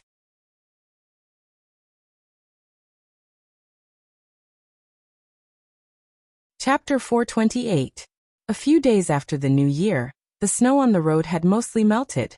However, an even bigger snowstorm had covered the road, covering the wheat sprouts and leaves that had just emerged from the snow. The elders of Swallow Dock shouted that the snow was a sign of a bountiful year, and that there would definitely be a good harvest this year. No matter what status they had in the outside world, they were simple and pure farmers in Swallow Dock. Kacha-kacha, the car rolled over the hard, frozen ground. Every time the tires rolled, the sound of ice and snow being crushed could be heard. These beautiful spirits were both tenacious and fragile. Fang Yixing was driving very slowly. The black Buick sedan was like a giant tortoise slowly climbing on the surface of the snow. Fang Yixing had been very busy these past few days. His art exhibition was going to be held at the Glittering Jewel Hall. After Fang Yixing had given up on martial arts, he had focused all his attention on writing poetry and painting. As a result, he had always been ridiculed by the people of Swallow Dock. After so many years of hard work, he had finally achieved something in this area. It was indeed something to be happy about. If I can't become a brilliant martial artist, then I'll become a brilliant painter. Fang Yixing had a kind smile on his face. That way, I won't be embarrassed by that kid, right? You don't know, but when our old man talks about that kid, he's so excited that he can't help but sing. It's us brothers who have disappointed Master too much. That's why he has placed more of his hopes on Fang Yan. When the art exhibition is held, I'll invite sister-in-law and Fang Yan over to take a look, Wang Dong said with a smile. They'll definitely be proud of you when they see your work. Wang Dong was Fang Hui's disciple, and also Fang Yixing's junior brother. Later, because he cultivated too hard, his qi was torn apart, causing his internal energy to leak out. Fortunately, he was discovered in time by Mo Qingdi, who used the great art dispersal technique to disperse the violent energy in his body through his acupuncture points and countless hairs. This saved his life. However, from then on, Wang Dong was cut off from the path of martial arts and could no longer gather internal energy. If he used too much energy, his whole body would ache. Wang Dong remained in the Fang family and became a member of the Fang family. He helped the Fang family manage some of the family's businesses. Following the paralysis of elder Fang Huwei and the sudden death of Mo Qingdi, the Fang family's business plummeted. Their market share was almost swallowed up by others.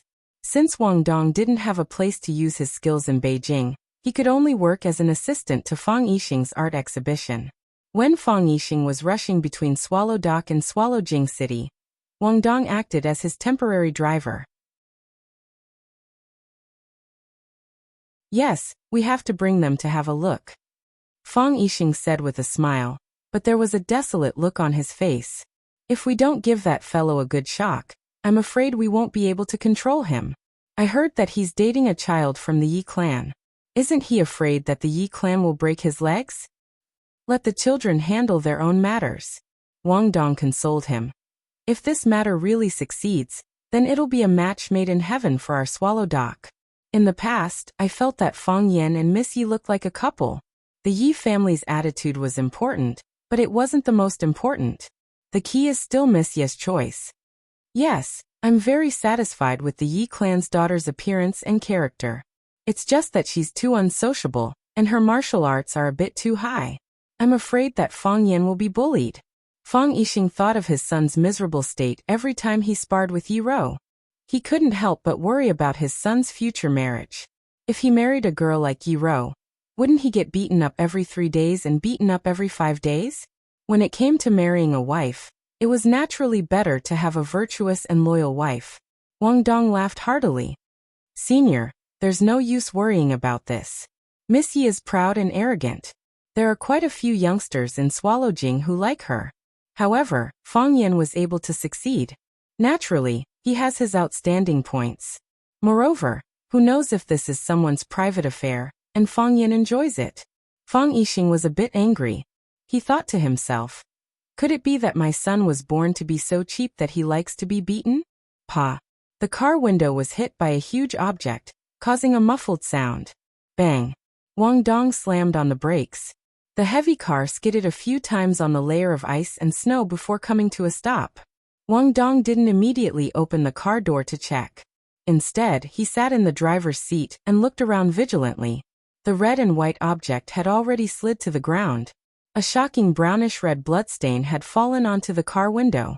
From the color of the bloodstain, it could be seen that the object had already been dead for a long time. "What was it?" Fang Yixing asked. "I don't know," Wang Dong said. "I'll go down and take a look." "No need. Let's go," Fang Yixing said with a serious expression. "There might be trouble." Wang Dong didn't say anything else. He prepared to start the car and leave this dangerous place. He had practiced martial arts for many years. Even though he had lost all of his qi, his intuition towards danger was still quite sharp. "It's too late," Fang Yixing said. It was indeed too late. In front of the car stood a mysterious person completely shrouded in a black robe. He appeared like a ghost, like a wandering ghost in the wilderness. Trying to be mysterious, Wang Dong clenched his teeth and started the car. He slammed on the accelerator and charged towards the black-robed person. Boom! The car ran over the black-robed person's position, but the black-robed person had already disappeared. Wang Dong didn't dare to slow down. The car maintained its high speed as it sped towards Swallow Dock. As long as they returned to Swallow Dock, or rather, as long as they got close to it, they would be truly safe. He believed that no one would dare to behave atrociously in Swallow Dock. Because the ground was too slippery and the car was moving too quickly, the car's tires skidded left and right. From time to time, it would jump into a nearby ditch. Wang Dong gripped the steering wheel tightly and tried his best to control the direction of the car, so that it wouldn't jump into a ditch or flip over. Wang Dong's forehead was covered in sweat, and the hair on his body stood on end. His palms were also drenched in sweat as he continuously adjusted the steering wheel. They'd already sped for quite a distance, but Wang Dong was still very clear that they hadn't escaped from danger. That feeling of fear was like a shadow following the body. It was as if the mysterious black-robed person was standing behind you and looking at you with a sneer. Fang Yixing's expression was as gloomy as the color of the sky. He scanned his surroundings for the black-robed person's whereabouts. It was impossible for the black-robed person to be a specter. He also didn't believe that there were any specters in this world. There was a notorious assassin organization in the Arab world that was named after specters. However, Fang Yixing knew that the black-robed person they'd seen was definitely not a member of that assassin organization. He'd already appeared once on New Year's Eve. At that time, he'd wanted to borrow Zhou Fan's hands to take the lives of the entire Fang family. Now he'd appeared once again. This time, he only wanted to take his life. Fang Yixing's nerves were extremely taut. He was extremely clear that the danger hadn't truly been resolved. He'd seen a lot of things in Swallow Dock, so he didn't think that he'd be able to leave the black-robed person behind just by sitting in the car. This was because there were many people in Swallow Dock who could truly start their cars faster than a car. The fact that they'd suddenly appeared and then suddenly disappeared proved that the black-robed person's speed had already reached the limit. Furthermore, Fang Yan had said that the black-robed person had escaped in order to save Zhou Fan when they'd fought. Not everyone could escape from Fang Yan's hands. Especially escaping from Fang Yan's hands. Crack. A crisp sound rang out from above their heads. The hard metal roof of the car was sliced open by a sharp blade, which pierced towards Wang Dong's head. Wang Dong's body leaned forward, avoiding the most dangerous position, which was his head. Jump out of the car. Wang Dong shouted loudly. The black-robed person was on the roof of the car, above their heads. As long as he wanted to, he could stab them 180 times at any time. With such a small space to move around and dodge, every stab could cause them fatal damage. He shouted loudly for Fang Yixing to jump out of the car first. After Fang Yixing jumped out of the car, he'd drive the black-robed person towards the deep ditch on the side of the road. Perhaps that way, he'd be able to buy his senior brother a minute to escape. Even 30 seconds was fine. Bang! Fang Yixing didn't hesitate. He pushed open the car door and jumped out. His body rolled on the snowy ground. Then he crawled up and threw himself in the direction of the car. He didn't run away. He wouldn't abandon his brother and escape by himself.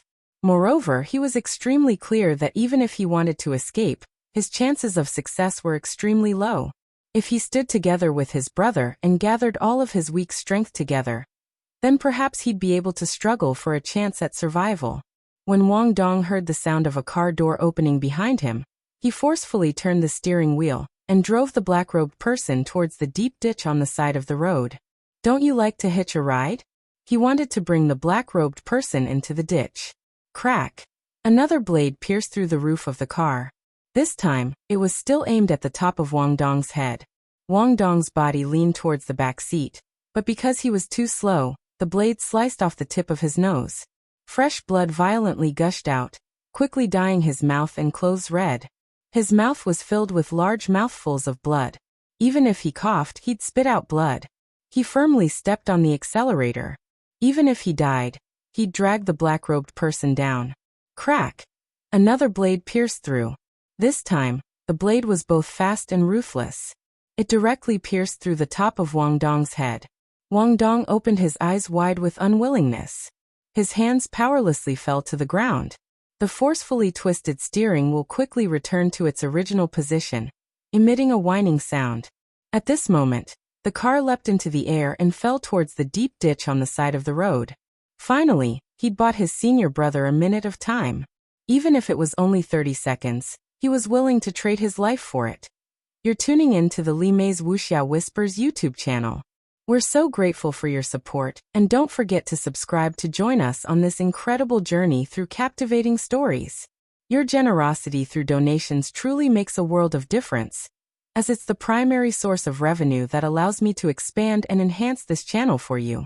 Thank you from the bottom of my heart for being a part of this adventure.